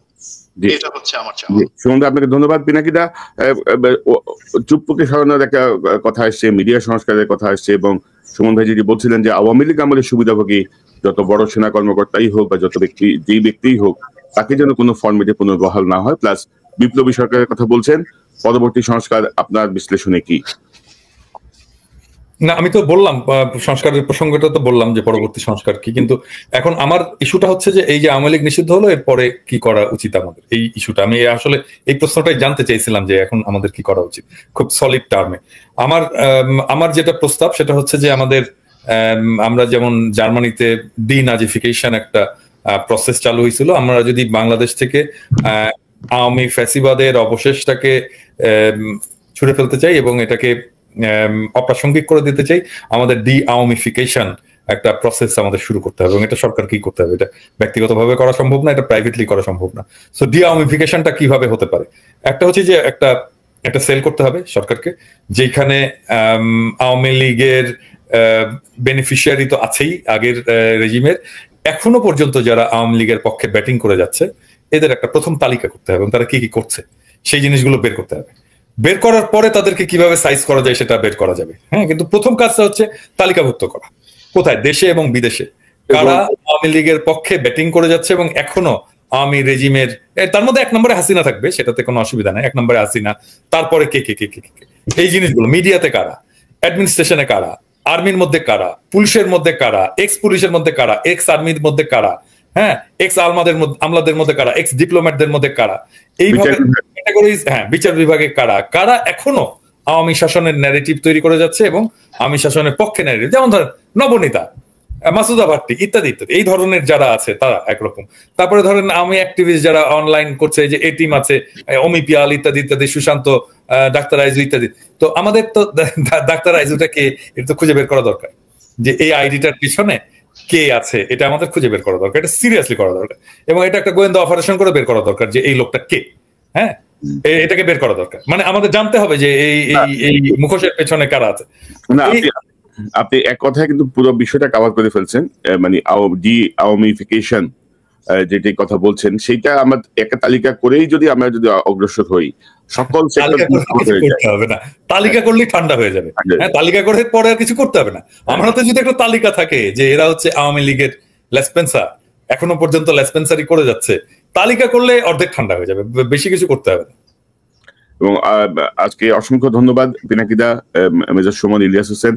আমরা অনেক গুরুত্বপূর্ণ কিছু বিষয় নিয়ে আলোচনা করলাম। আসলে বিষয়গুলো এমন যে এগুলা প্রত্যেকটা নিয়েই আসলে 1-1.5 ঘন্টা করে আলোচনা হতে পারে, অনেক তথ্যবহুল হতে পারে, বাট আমরা কিছু বিষয় নিয়ে কাজ করছি। আমি ইলিয়াস স্পেশালি আশা করি আগামী এই সপ্তাহের মধ্যে হয়তো কিছু আপনাদের সামনে আনতে পারবো, কারণ সবার আগে আমার দেশ এবং দেশের মানুষ, কোন দল মত সকল কিছুর ঊর্ধ্বে উঠে, এই থিওরিতেই আমি পিনাকিদা, ইলিয়াস আমরা কাজ করছি। এবং আমাদের এখানে যারা অতিথি হিসেবে আসেন তারাও আসলে এই মানসিকতাই পোষণ করেন, সবার আগে দেশ, নিজের স্বার্থ বা অন্য কোনো দলীয় স্বার্থ বা অন্য কোনো ব্যক্তি স্বার্থ আমাদের মধ্যে কাজ করে না। আশা করি আমাদের দর্শকরা আমাদের এই বিষয়টি বোঝেন এবং সেভাবে আমরা কাজ করে যাব। আমাদেরকে চোখ রাঙায় লাভ নাই, ভয় দেখায় লাভ নাই, এগুলো সব শরবতগুলো আমরা অনেক আগে খেয়ে ফেলছি, সব টনিক দেয়া আছে, অ্যান্টিডোট দেয়া আছে, কোনো সমস্যা নাই। আমরা আমাদের মধ্যে কাজ করেই যাব ইনশাআল্লাহ, যতদিন পর্যন্ত বাংলাদেশ একটা সুস্থির জায়গায় না পৌঁছে, মানুষের অধিকারের জায়গাটা যেন মনে হয় যে আমরা মানুষের অধিকার নিশ্চিতের একটা কাছাকাছি পর্যায়ে পৌঁছেছি, আমরা আমাদের কাজ অব্যাহত রাখবো। অতিথি সবাইকে অসংখ্য ধন্যবাদ। এবং আমরা দাদা, আমার মনে হয় যে আমরা প্রতি রবিবার এরকম একটা শো যদি রেগুলার করতে পারি, অনেক বিষয় নিয়ে আমরা আসলে মানে কনক্লুসিভ একটা আলোচনা করতে পারবো। আপনাদের সবাইকে অসংখ্য ধন্যবাদ। ধন্যবাদ। আসসালামু আলাইকুম। ওয়ালাইকুম আসসালাম। দর্শক, এতক্ষণ যারা অনুষ্ঠান শুনলেন, নিশ্চয়ই আপনি আলোচনা মর্মার্থ উপলব্ধি করতে সক্ষম হবেন। জুলাইতে যে শহীদ যারা হয়েছেন, জুলাইতে যারা অঙ্গ হারিয়েছেন, চোখ হারিয়েছেন, তাদের যেই বলিদান, তাদের যে আত্মত্যাগ, সেই আত্মত্যাগ আসলে আমরা 9 মাসের মাথায় অনেকটাই ভুলে যাচ্ছি, অনেকটাই ফিকে হয়ে আসছে, অনেকেই চোখ রাঙাচ্ছে, অনেকে আওয়ামী লীগকে পুনর্বহালের চিন্তা করছে, অনেকে নানা ফরম্যাটে আওয়ামী লীগের পক্ষে কাজ করছে, ন্যারেটিভস তৈরির চেষ্টা করছে। আমাদের পুলিশ, আমাদের সেনাবাহিনী, আমাদের বিচার বিভাগ, আমাদের আমলাতন্ত্র, আমাদের সকল জায়গায় এবং শিক্ষা প্রতিষ্ঠানেও মানে আওয়ামী সুবিধাভোগী যারা ছিল তারা এখনো সজাগ বহাল। যেটি পিনাকিদা বলছিলেন, আমরাও মনে করি যে পুরো সংস্কারের জায়গাটায় একে তালিকা প্রণয়ন করে আমাদের এগিয়ে যাওয়া উচিত। বাট প্রথমেই আমার মনে হয় যে আওয়ামী সবচেয়ে বড় লেসপেন্সার, সবচেয়ে বড় সুবিধাভোগী দুর্নীতিবাজ রাষ্ট্রপতি শাহাবুদ্দিন চুপ্পু, তাকে অপসারণ করা জরুরি। কারণ তার হাতে এত ক্ষমতা রেখে, তার হাতে একটা মেজর ক্ষমতা রেখে আমার মনে হয় যে আমরা নিরাপদ থাকতে পারবো না। দর্শক, এই চ্যানেলটি সাবস্ক্রাইব করে আমাদের পাশে থাকুন, এই চ্যানেলের মেম্বারশিপ নিয়ে আমাদের পাশে থাকুন। আবারও দেখা হবে ইনশাল্লাহ। আসসালামু আলাইকুম।